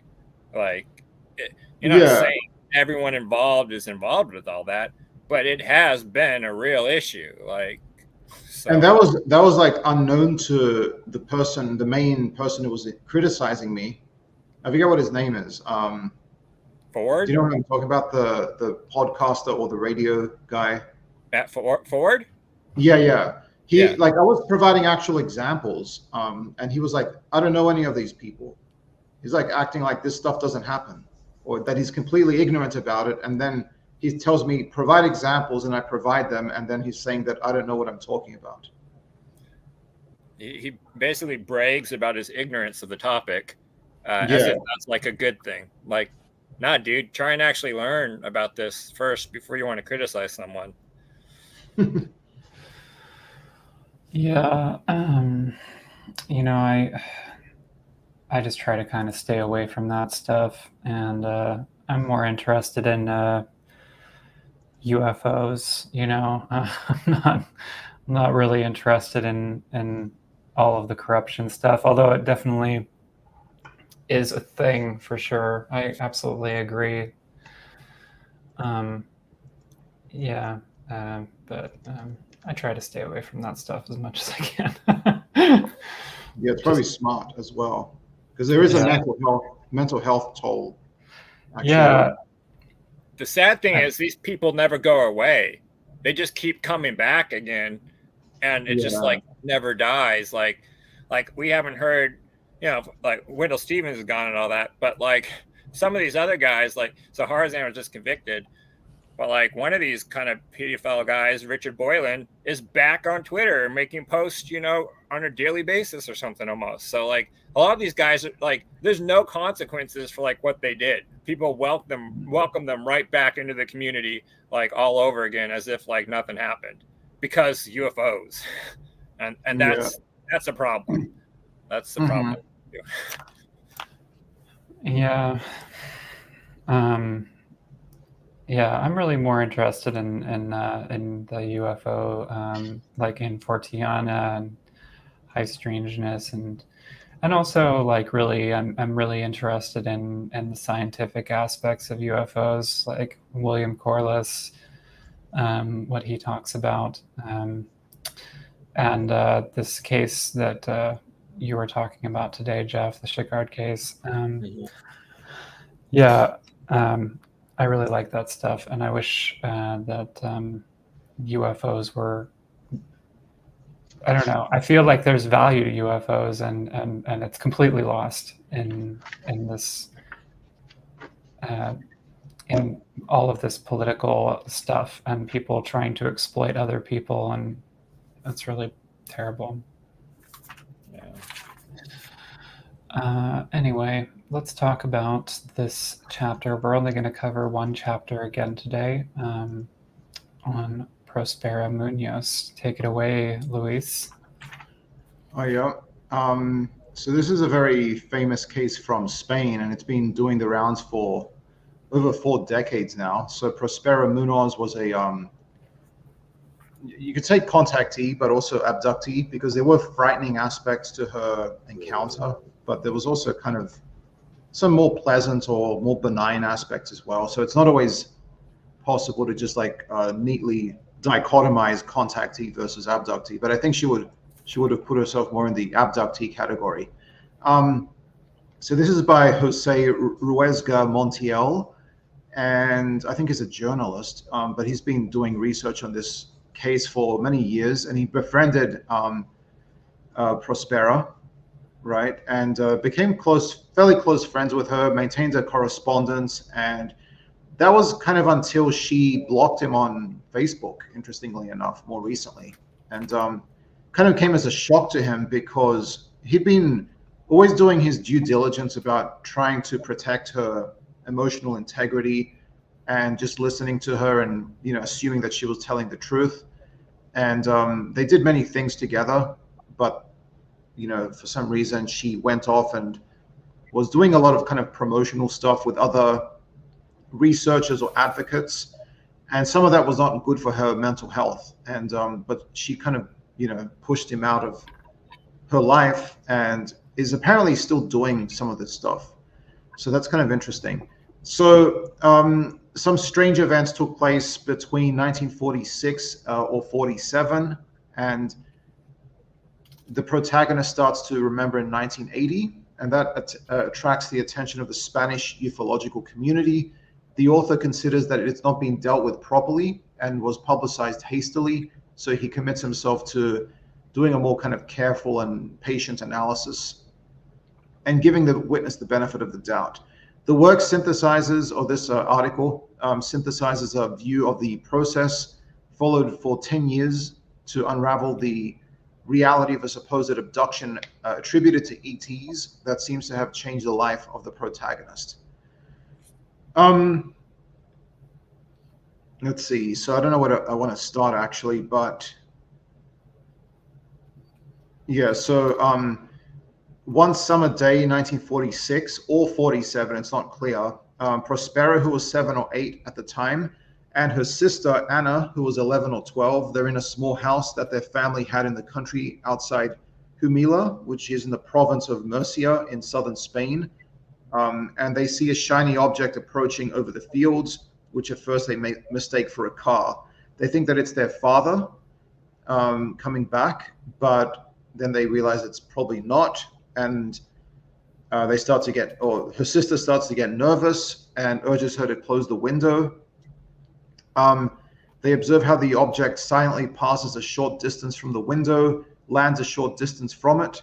Anna tries to close the window, but this action is not completed when 2 men enter the door. And they're said to be wearing white one-piece outfits.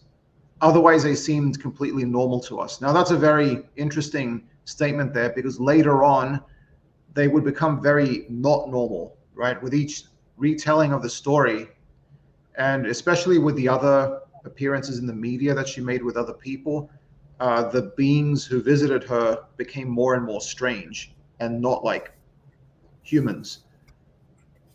So she described them initially as one of them looked young, sort of in his early 20s. The other one was considerably older, kind of in his mid 40s. She described like their hair being black and completely pasted on the skull, and the eyes were very black and piercing. And they talked about a calendar on the wall. They did not drink the water. So the beings did not drink the water. They were interested in the pots in the cupboard, and they talked about themselves, between themselves, about what seems to be something that would affect the girls in the future. So this is sort of high strangeness elements or absurd elements, like aliens visiting somebody, and then they start to, look at random objects in a room or stuff like that. So this is present in this story as well. They talk about like a bright, intense light, and later being taken on board the craft into like a dome structure, and there's sort of like a metal gurney or something, or like a walkway and stuff like that inside the spaceship or the craft. And there's debates going on in Spanish ufology in the magazine Notes on Ufology, right? Requesting the opinion of several physicians, and there was actually a request or a offer to do proper, although when I say proper, I still think it's problematic, but hypno-regression, right? So trying to find out what the girls saw through hypnotic regression. And that was actually declined. But later on, this witness would go on a TV show in Spain, and she would later confess to the author of this piece that was just a sham. Like there was no hypnotherapy there, and it was just, or hypnotic regression. It was just like for the cameras. So that's very problematic. But basically, this sort of, there's other people involved as well, other ufologists. She kind of comes to know all of them because they're all interested in the case. And she also describes the beings later on, and they start to sort of morph and look more different. And I think also at one point it's her husband who draws the aliens instead of her, but it's sort of taken to be what she saw, which is also kind of problematic.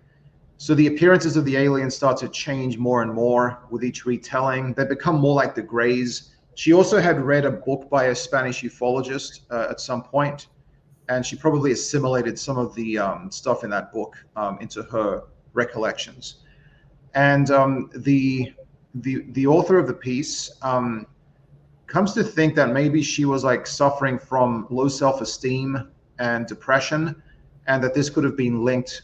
Also, like there was apparently a serious family incident that could have been involved, relevant, but he doesn't disclose the nature of that out of privacy concerns. But all of these things could have played a very important role in her telling the story and why she's sort of stuck to doing this and making the story more elaborate over time. And more recently, her sister Anna was also doing this as well, kind of adding elements that she never talked about initially. And so it's sort of, there's several drawings there actually of the aliens, right? And he talks about why he's started to have doubts. And the aliens are on page, let's see, on page 195 of the PDF. Oh, well, sorry, of the book. It's page 196 of the PDF. There's a list of characteristics of the beings observed by the witness in her first experience. So small stature, bulky skull, fine face, very marked cheekbones, and some things which are kind of reminiscent of grays and other things which are not. But I think over time they become more gray-like. And yeah, she also eventually describes a red light, which she never talked about before. So yeah, what's going on? Also, elements like the helmet becomes translucent at some point. Right, you can see a picture there of her on TV on the show Who Knows Where in 1992. And she's supposedly being hypnotized. That's on page 199 of the PDF, 198 of the file. Right. So that's all very problematic. And the author is telling her that she shouldn't be doing this stuff because it's not good for her mental health. But obviously there is some sort of issue going on in terms of, it's probably that she was enjoying the attention, or she was getting attention and she felt affirmed because she'd been suffering from low self-esteem, which, that could be an important aspect in encounter stories, actually. People might feel like their lives are not very interesting, or that they themselves are not very important. And so they want to sort of give themselves more of an importance. And maybe it's not that she made up the story completely. It's more that she had an experience that she couldn't explain, but she did not try to kind of explore what it could have been, really. And so she just allowed the embellishments to creep in, and she didn't really do her due diligence, despite her claims that she did. He lists some of the things like in the reflections section. So things that he thinks make the case suspicious in terms of the veracity of an alien encounter. Right? There was no evidence left behind. There was some object which had purportedly been left behind by the aliens, but it was never found. The psychological test, X-rays, and MRI, which were proposed by Dr. Berchet, those were not done, even though there was an open offer to do them. And she seemed open to doing those, but later she said that she didn't want to have any more stuff done on her, basically.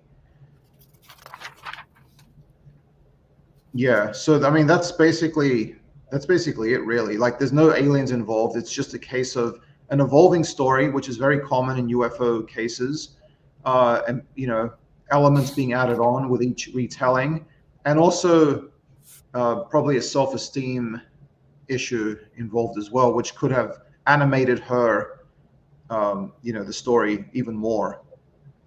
Any thoughts? So there is no evidence. They never took any imaging to find this supposed implant thing or object. Would expand it with the X. Yeah, so this case is basically, again, I take any case with a grain of salt that wasn't contemporaneously like reported at the time. You know, like this case didn't even come out until 40 years later, and I guess she started to remember in 1980, but it wasn't until 1982, after she read a UFO book by this Antonio Rivera guy, that she really started to kind of produce this story of hers. And so, like, it's a case that basically didn't even exist for 40 years, like that she didn't really start to put out until she was reading UFO books. Her husband apparently was a big UFO guy, into the UFO topic and reading all these UFO books. I guess I think I read somewhere it turned out that some, like I said, a lot of the stuff we thought came from her turns out came from her husband. Like not just the drawings, but some of the testimony as well. Like I don't know if I misread that or not, but yeah, I mean, I think it's just the way that the case, like her initial things sound quite human. Like she had an encounter with a couple of guys, you know, that she ran into. And then it just starts to get more weird, you know, as like she gets more into the UFO topic and reads UFO books. And yeah, I mean, you just kind of have to, there's no evidence to support the case. And given the time period, I think it's probably she's just maybe she has some memories, some vague memories of sometimes she met some, you know, people like at the house, you know, that stopped by for something, and she, you know, integrated into a UFO story, you know, decades later. But Yeah, a really big. I'm sorry. I think you have to take it with a grain of salt, given the time, the way the story was developed later, and the way it came about after reading UFO books and stuff. Like, yeah. Yeah, the way that he makes it sound in the chapter is, you know, she was very involved in the UFO community. Basically, there were lots of investigators. Pretty much every major investigator was interested in her and interested in her story, and she found that basically rewarding, you know. And so what he's saying is that she embellished the story over time because she was emotionally motivated to do so. And the ending of the chapter is also really interesting because she ended up going to another investigator, and they wrote a book that that changed, that basically changed the details of the investigation that the author here did. And I'm sorry, I'm not remembering the names, that Montiel did. And she also like blocked him on Facebook and stuff like that. So really very interesting case. But I am kind of curious as to like, you know, what caused her to, you know, to report the incident in the first place, for sure. Yeah, I think this happens a lot with witnesses, and this is how stories end up getting distorted. Is like a witness gets kind of captured by the UFO community. Like you look at people like Travis Walton and other witnesses that like literally become a member of the community, and through those various like they don't even intend to alter the story. There may not even be a conscious manipulation. Like they're not lying. Like I don't think the author of this paper thought this lady was lying at all. Like, but just through, you know, being involved in the UFO community, hearing all these other stories, you start to subconsciously like integrate elements of them, kind of reorganize and reframe your own experience to be more in line with the narratives you're hearing from the community. And so you kind of go through this process where you're just kind of like, your story changes over time, and you may not even realize you're doing it. You're just like subconsciously adjusting to the people you're around. And when you're around UFO people, your narrative can get really manipulative. And usually this is why I would say you got to go back to the original documents to see what they were saying at the time. But in this case, there was no original sighting at the time. You know, this is all like developed later on. So I think she caught the UFO bug probably, and had some vague memories. And you see this happen. People start to mine their past memories for anything that seems unusual or weird. and try and reframe that in a UFO experience.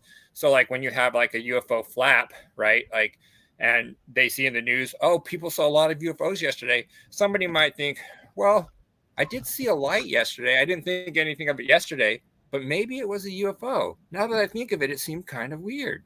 And people start to like, they basically mine the memories for any kind of vague or ambiguous memory that perhaps seems somewhat weird or unexplained or unusual, and turn it into something, paranormal, when really it wasn't. It's just a vague, ambiguous memory from decades ago. So yeah, I don't think a lot of these people aren't right lying. I think they're just mistaken.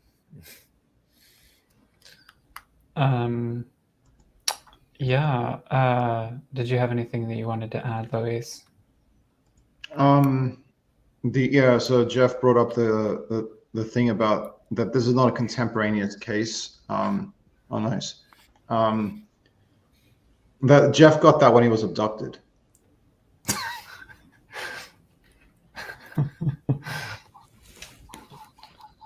Oh yeah, that was that was recovered. I was abducted in the TARDIS.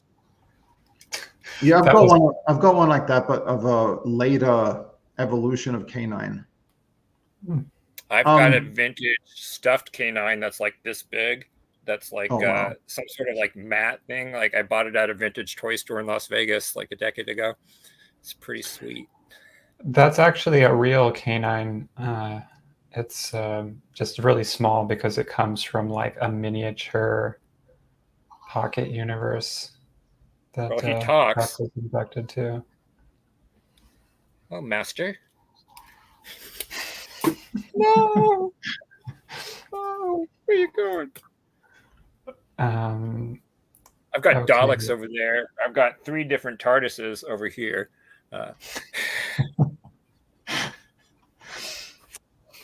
They're not contemporaneous. So we see this with like Roswell, right? After when was it? 79, when Berliner. Oh, nice. See, that's a UFO. It's bigger. This is what Ross Coulthart's looking for. It's bigger on the inside than the outside. Well, there was mention of something like that in one of the DIRDs, that you could have like a temporal displacement inside an object. Roswell was, when was the Roswell story broken open again? Was it 79? Yeah, 79, I think. Yeah. He but it's got a mirror, so it's bigger on the inside than the outside.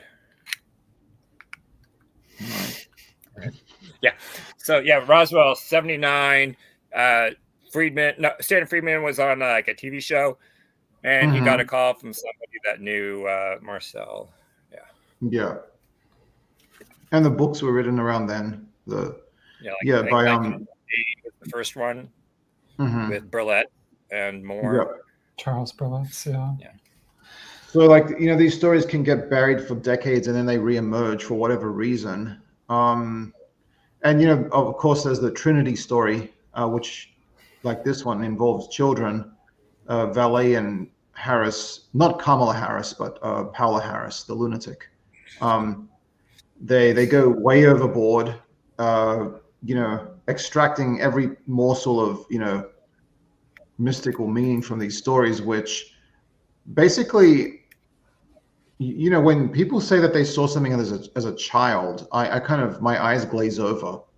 Like, it's like, here we go. I mean, it's not that their experiences aren't important. It's that if they're trying to prove a UFO case, like, why would they expect me to take that seriously as a bona fide, is that how you say it actually? Bona fide case, right? Like they have, why aren't people more humble about their experiences that they've had decades ago? Why is it that they just assume that, we should take them seriously as like, accurate recollections of these extraordinary events? Is it a pathology, do you think, or is it just like a very common human trait? Well, I don't think it's a pathology necessarily.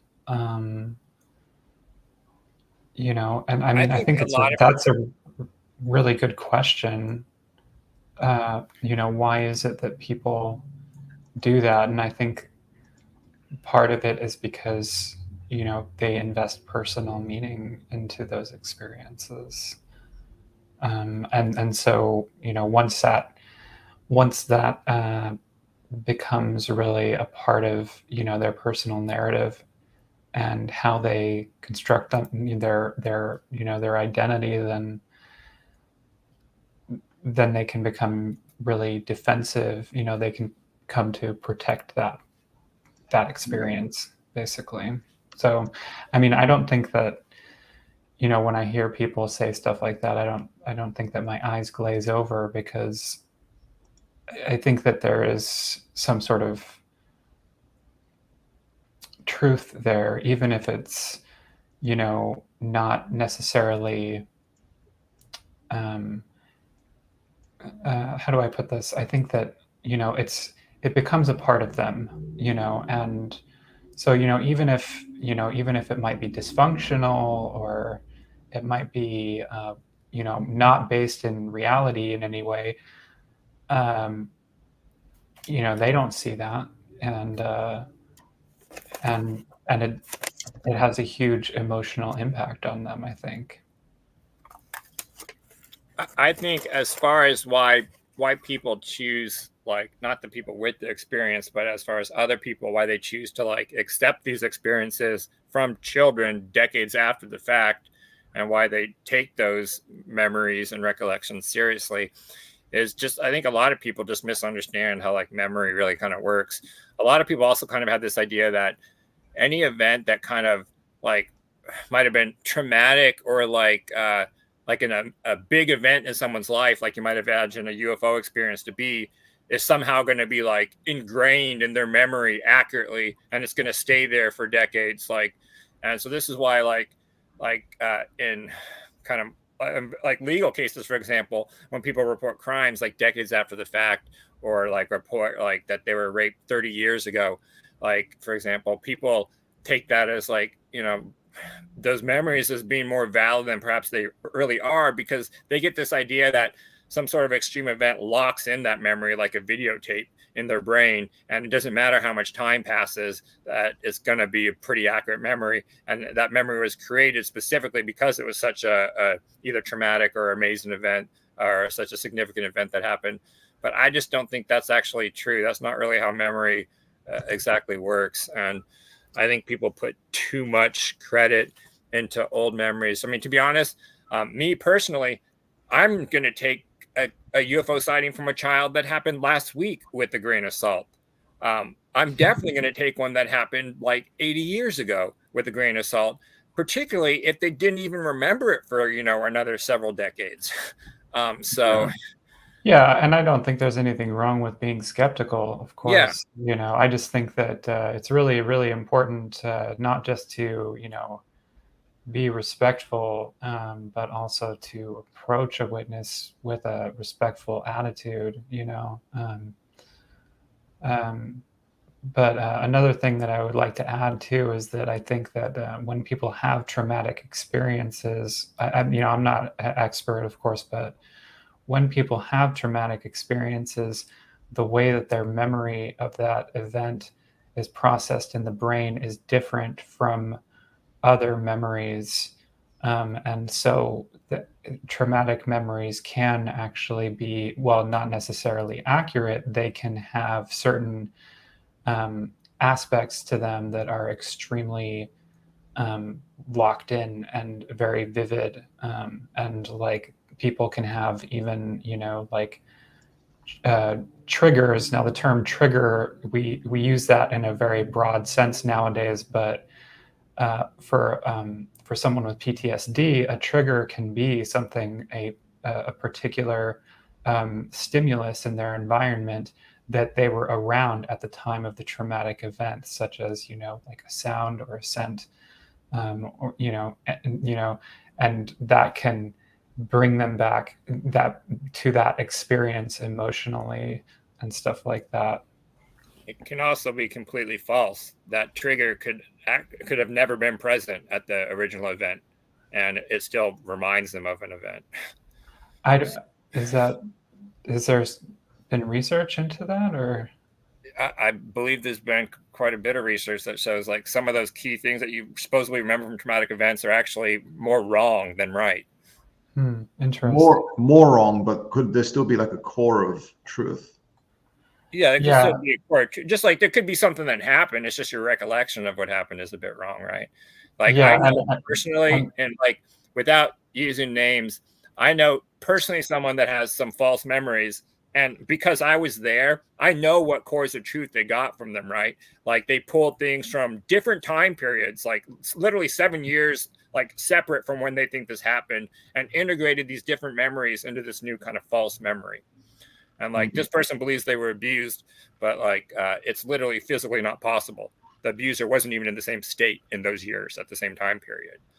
So you can see where they get some of these memories from, that there's elements of truth to. It's just together is not really an accurate representation of what happened. Yeah. And we also saw a lot of that in the satanic scares, right? Satanic ritual abuse, panic. That had a lot of negative spillover. Like a lot of people were accused of stuff that they never did. Yeah. That's true. And I think that, it is. I think in some of these cases, it's possible for people to become traumatized by things that never happened to them. Yeah. Oh, excuse me. I don't know what is going on with my stomach. I hope that people can't hear that. My stomach is making little groans. Yeah, and I also don't think it necessarily means that they never experienced any trauma. Like they've suffered from real trauma. It's just that like some of the trauma they think they experienced didn't happen, and it's been the trauma they did experience has been replaced with something different, like a false memory, right? Like, and I think you see that a lot in the UFO topic, right? There is like, and this isn't just like theoretical. There are people that have, like, for example, used abductions to cover up, sexual abuse. I mentioned before, one of Bud Hopkins, famous witnesses I went by, I believe the name Beth in one of his books, that supposedly had a child from an alien, a hybrid or whatever, and then they lost the baby. Turns out the story was to cover up a case of incest abuse and impregnation that the girl had. It was easier to hide behind like a UFO abduction than it was to address the actual trauma that they experienced. So there could be real trauma. It's just that what they're saying happened didn't actually happen. It's covering something else that really did happen. Yeah, and I've read stuff by like Susan Clancy. I don't really remember Clancy's work well enough, but I was reading some of her stuff about trauma specifically. I've read that, and she kind of argues basically that trauma isn't real, pretty much. I think I could be misrepresenting what she said, but she really kind of downplays trauma and traumatic experiences a lot. So I need to review that stuff. Take what I'm saying right now with a big grain of salt too, because I don't really remember very clearly. Why is there so much salt recently? First, because of my article in Scientific American, there was a bunch of salt, and now we have to take grains of salt. It's the era. It's the era of salt. We are the salty ones. People got tired of all those fairies with their no salt in their foods. That we've got to bring the salt back. People thought Joe didn't have salt in his pancakes. Sorry to tell you, he had salt in his pancakes. Things are salty. That's just how it is. I'm sorry, but a lot of these superstitions around fairies, they are just not true. Sorry, I'm around iron and salt like all the time. I do not have any problems, unless I eat too much salt. Then it. Yeah. Sorry, I'm laughing at your clown nose. So a couple of things. There it is. I want to start, and I might have difficulty doing this at first, but I want to start actually mentioning some of the comments that people leave that contain useful feedback. And one of them actually was from Brian Sentes, who watched the video of our book club on Susan Palmer's chapter about Claude Vorilhon. What did he say? And he said Susan Palmer is likely the authority on the international Rael movement. She wasn't embedded, but had access to the NRM, that's a new religious movement, while they were centered in Montreal. Rael and the movement at the time were very open to being visited, canvassed, and studied. So leave us a comment, give us some feedback, and or you can also, as always, provide constructive feedback in the chat, and we will get better share checking that on the show. What's that? I need to get better at checking the comments. So, like I say, if you have a question, like about say my presentation, put it in the comments, and I'll try and answer it on the next episode, the next chat, or whatever, But I need to get better. Good thing you're checking those out, because I haven't been. Well, in any case, I get notifications because I'm always in the studio, and I'm the only person that has access to it right now. So I will try to make a note of that before the shows. Maybe I'll just put notes in the script. Maybe that's what I should do. Also, I had an interview with Tim Binnall a couple weeks ago that I sounded like a crazy fool. I'm really just terrible at just talking on the fly. But I thought it went pretty well. Yeah. What's that? I listened to it. I enjoyed it. Yeah, cool. Yeah, okay. Anything else anyone wanted to talk about before we go? I've been reading Gregor Gysian's book, which is excellent. Very, very good overview of the international UFO scene from when it started. And he goes into the contactees really well, I thought. Another book I read, people might want to check it out. It's called Are We Alone by Paul Davies, who's a physicist. And he goes into like SETI and all that, Fermi paradox. And also this book, Light of the Stars, Alien Worlds and the Fate of the Earth by Adam Frank. So he's thinking about like using, the Drake equation it's got a big L term for like the average length of a civilization. He's like thinking about how do we use that sort of thinking to help our chances of making it through the future.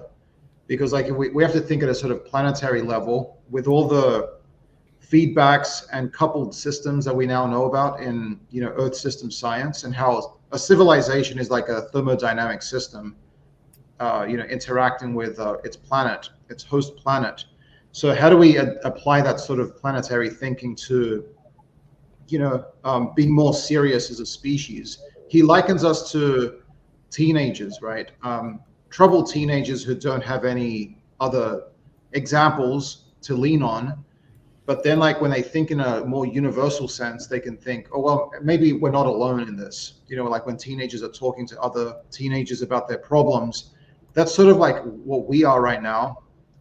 Initially, like we don't have any, aliens to talk to, but even just like the thought about what would it be necessary to do for a civilization to survive, could be very enlightening to helping us to make it through the future.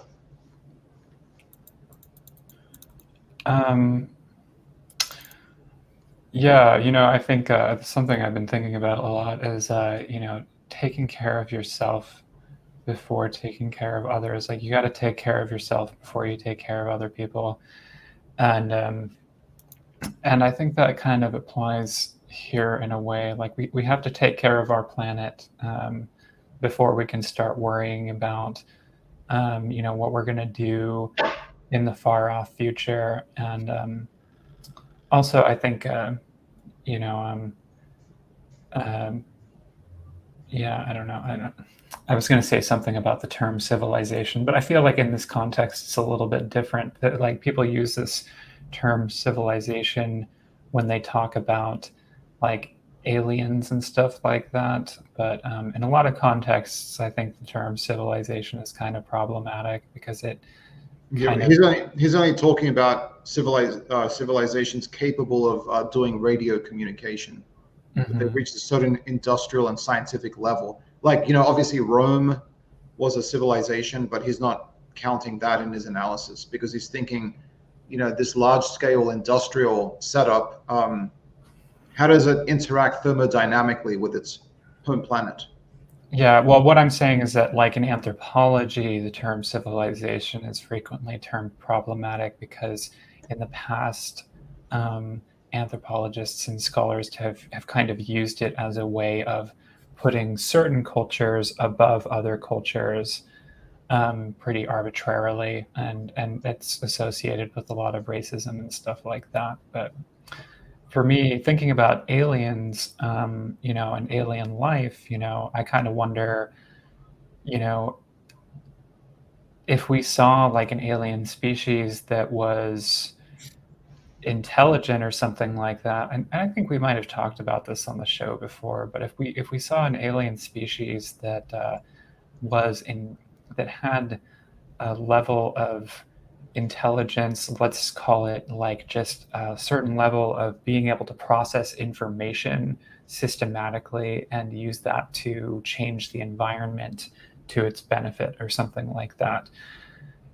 What's the probability that an alien species would do that in the same way that humans do it? Like, would it even remotely look anything like what we imagine? Well, I mean, thermodynamically, it would have to, if we're talking about reproducing in organisms, like if that's how life functions, and we're thinking about how do you increase your population, how do you extract energy from a planet? It's just, that's what he's considering in the book. Yeah, I mean, I'd have to read the book, but I don't think that necessarily. What I'm saying is that aliens might not be individual animals. They could be funguses, they could be plants. But they're Yeah, and still that's not even getting to industrial revolutions, right? And I mean, industrial technology, I feel, is just not sustainable. So that's where I'm coming from with that. Like, it's just caused so much damage to the environment and is continually contributed to global climate change. So if we are going to become like a spacefaring species, we really have to completely change the way that we make technology and the way that we make infrastructure on a fundamental level. Yeah, he doesn't dispute that. Yeah. By the way, fungi and plants are organisms. So, I mean, we can imagine aliens being very different to us, but I mean, if they still have metabolism, if they still convert, if they still have like a chemical system at disequilibrium to maintain their high level of organization, then that still applies. I think there are certain things which all life would necessarily have. Mm-hmm. I agree. I agree entirely with that. Yeah, absolutely. It's just using it more like a scale, like the Kardashev scale, like as a scale of the level of development on a planet. Like, it's not actually about like the anthropological like interpretation of the civilization of the culture. It's just an indicator that they can broadcast radio waves, or they can harvest the energy of their stars, or they can do this or that. Like it's not really speaking as to any individual like cultural groups or people on the planet. It's just I'm not even saying that, but I do think that it has some. I do think that the way that we conceptualize civilization definitely, is important to consider when we're thinking about alien species and alien intelligence, for sure. Because if we're misconceptualizing our own, groups and our own intelligence, then we're going to have problems being able to figure out what other aliens are like. But I definitely think that absolutely that the laws of thermodynamics and entropy, they're universal, and so life is gonna, if there, life as a system, if it develops on other planets, which is very probable, I think that that's probably the case, then it's gonna look something like life on Earth, even if it's on a fundamental level a little bit different. It's still going to operate along some of the same principles, and we'll still have evolution, and they'll still have ecologies and stuff like that. Mm-hmm. Like I say, physics is the same. It's going to be the same anywhere in the universe. So, like, whatever the difference is, like, they'd still have to, kind of develop, you would think, along the same kind of technological progression, because that's just physics, right? Like, so, like, well, he talks about sort of how if you get up to a certain level, you'd have to like maybe start off with hydrocarbons, burning them, and you can switch over later on to something different, maybe like solar or geothermal. Right. But there might be some sort of, you might be constrained initially to using certain technologies. Yeah, Like, I think that, hurdles, the same development hurdles we did, like it's not like they would just instantaneously develop some more advanced, better technology to use than hydrocarbons. Like, you would think that they would go through the same kind of evolutionary technological developments we did, in a sense.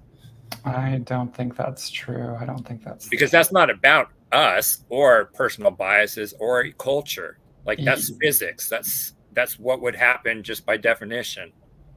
I mean, I think that it's physically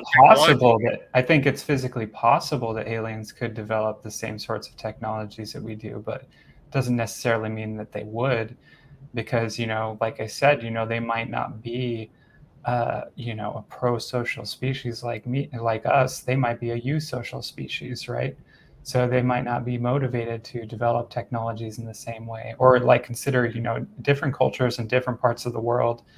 And the cultures in the Americas, they didn't develop all the same technologies that they did in the old world. So they used other technologies to get around them sometimes and stuff like that. Like, they didn't use carriages, they didn't use wheels a lot of the time, so they would have like runners and stuff like that. They didn't. I just don't. So imagining like a different species, which might not even be animals, or that might just have radically different ways of organizing its society.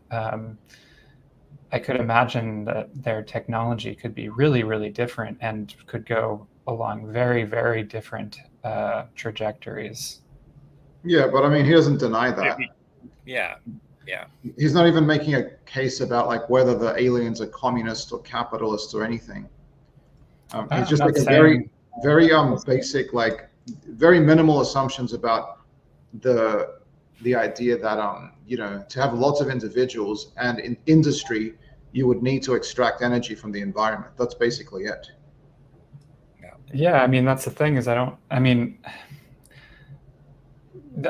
like, animals have industry, and they don't rely on hydrocarbons. So, like, I don't think that I could ever imagine ants like evolving to the point that they started using hydrocarbons, because why would they need to? I don't know.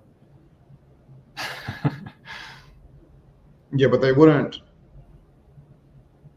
No, I guess he's thinking in terms of manipulate. I mean, he's thinking about like what is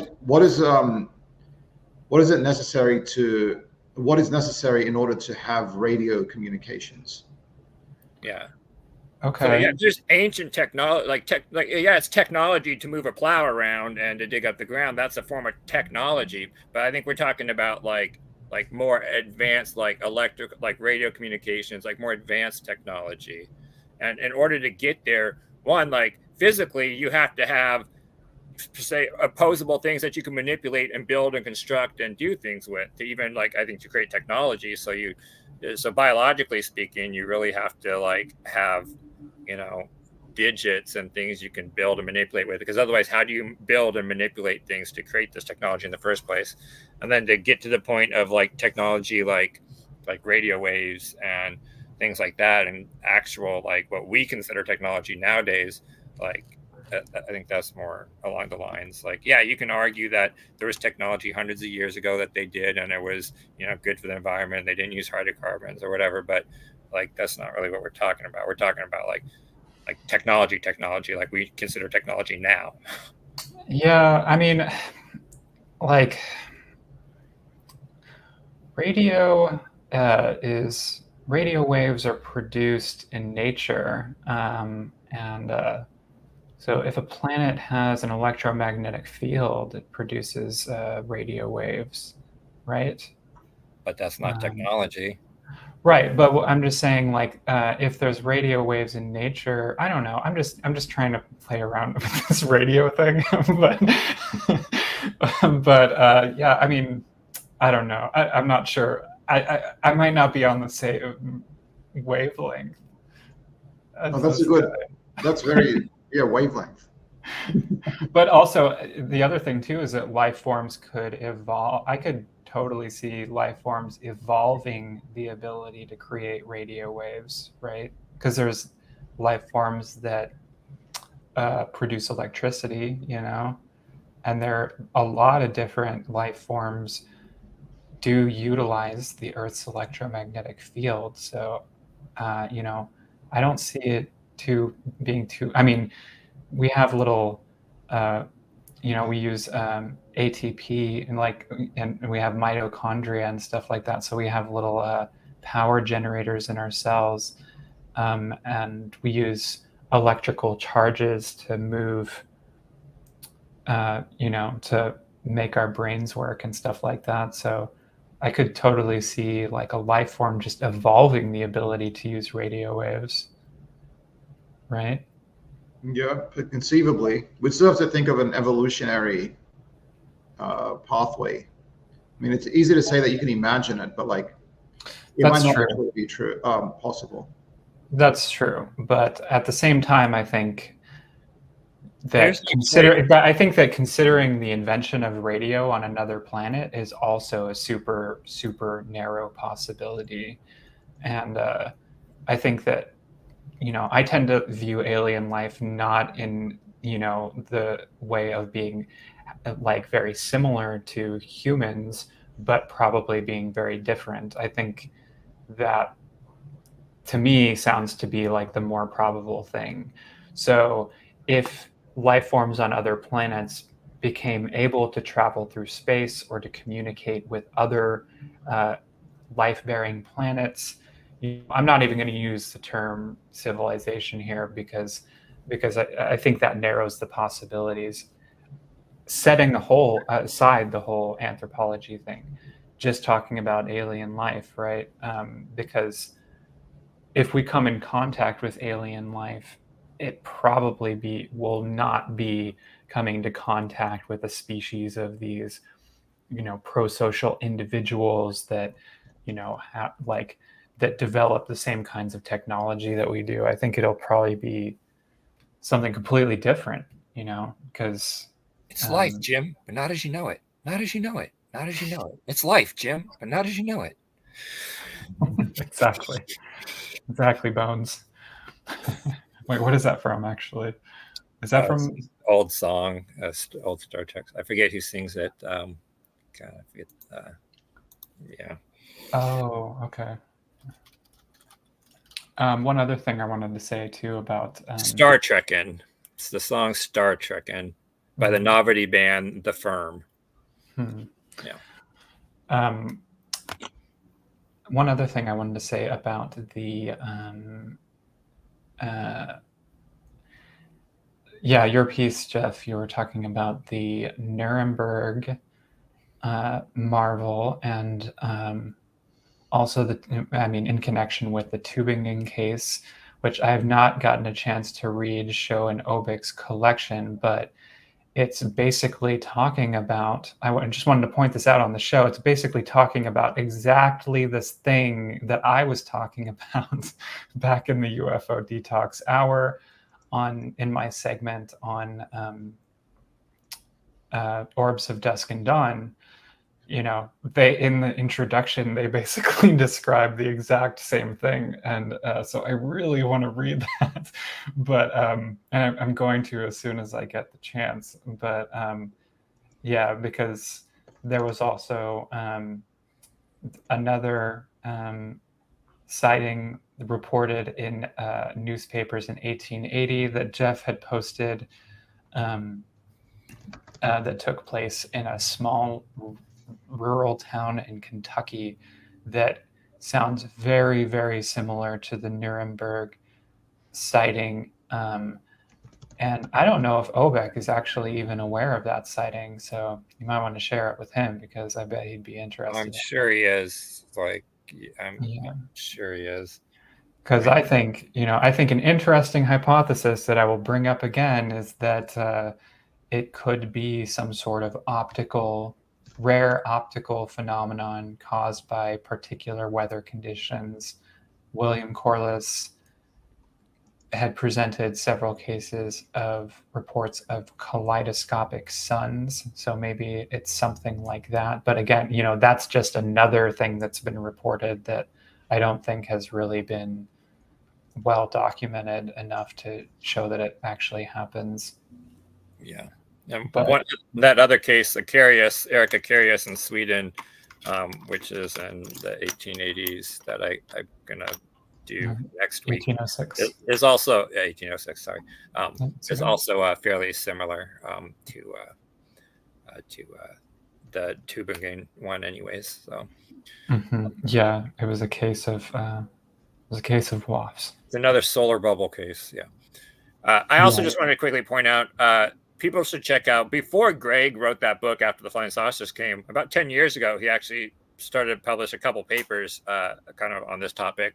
He published one in 2014 called A Transatlantic Buzz, Flying Saucers, Extraterrestrials, and America in Post-War Germany, in the Journal of Transatlantic Studies, that I posted a link there. And then he did another great one called Making UFOs Make Sense, Ufology, Science, and the History of Their Mutual Distrust, which I also highly recommend reading. So while his book only just recently came out, he's actually been in this for a while doing the research. And I do not have the physical book. I've listened to the audiobook, and I enjoyed it. I thought it was a good kind of introduction to the topic that was perhaps a bit better than a lot of kind of introductions to the topic. And it's out with Oxford Press, so people should check that out, his book as well. Okay, I really wish Amy was here. Need to get more girls in the chat. What is it with all the boys? I don't get it. It's just feels people. So lonely. No, I don't really pay attention. People is people. Okay. Well, one day we'll have guests on the show as well. I'm just kind of holding that off for now, but when we do that, then we'll have more girls on the show, not just me. But thank you for joining the chat, Tim and Simon.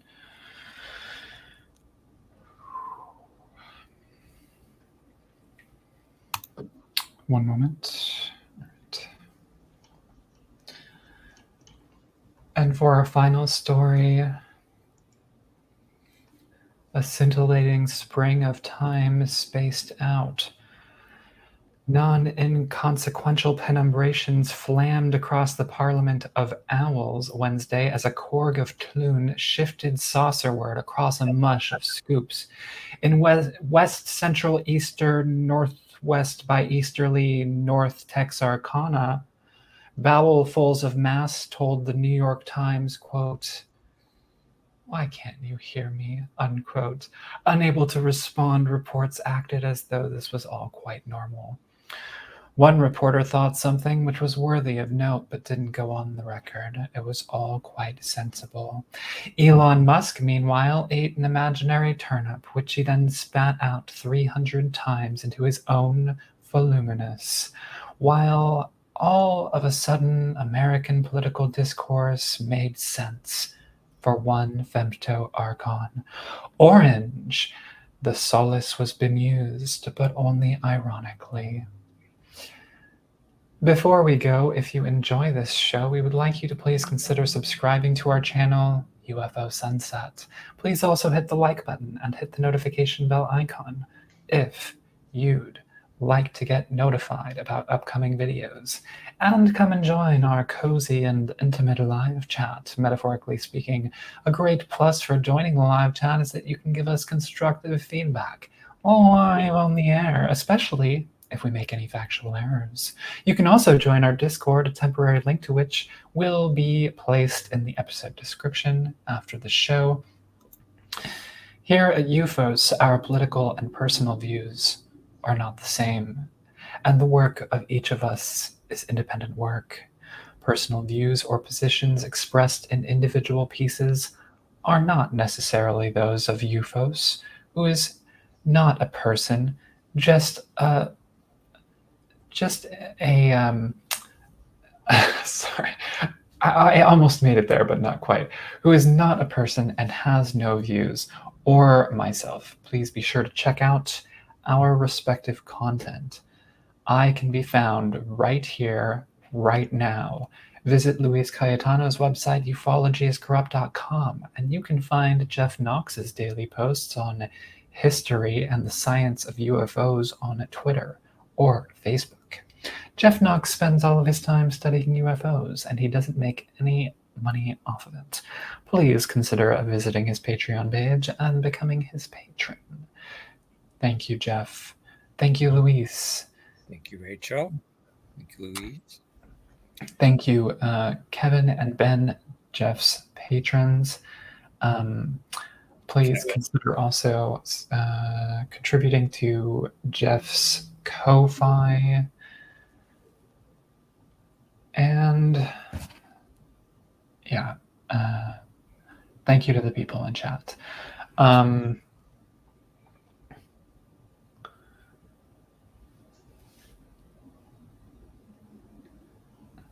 Let's have a moment of silence before we go.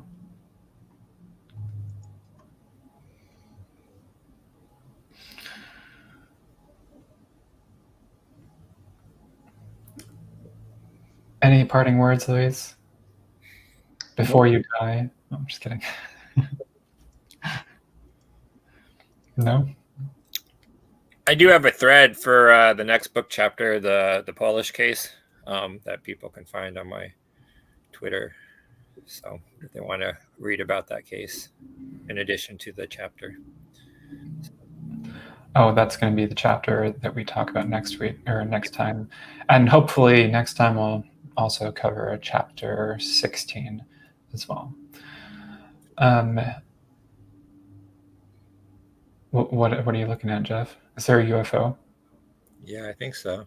It's a green orb that's just hovering. Oh, sweet. Don't worry, I'll forget to record it, and I won't set up any cameras to collect any evidence. And I definitely won't have a camera right there. You can just turn it around. What? Security cameras? And I won't do 100 podcasts where I never mention any of the orbs I'm apparently seeing at my house until I decide to publish a book about it.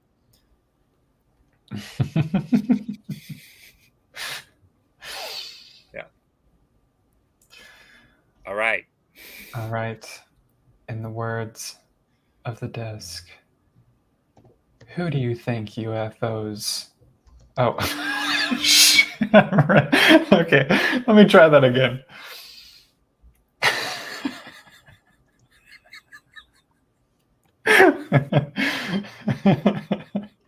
I totally screwed that up. Okay.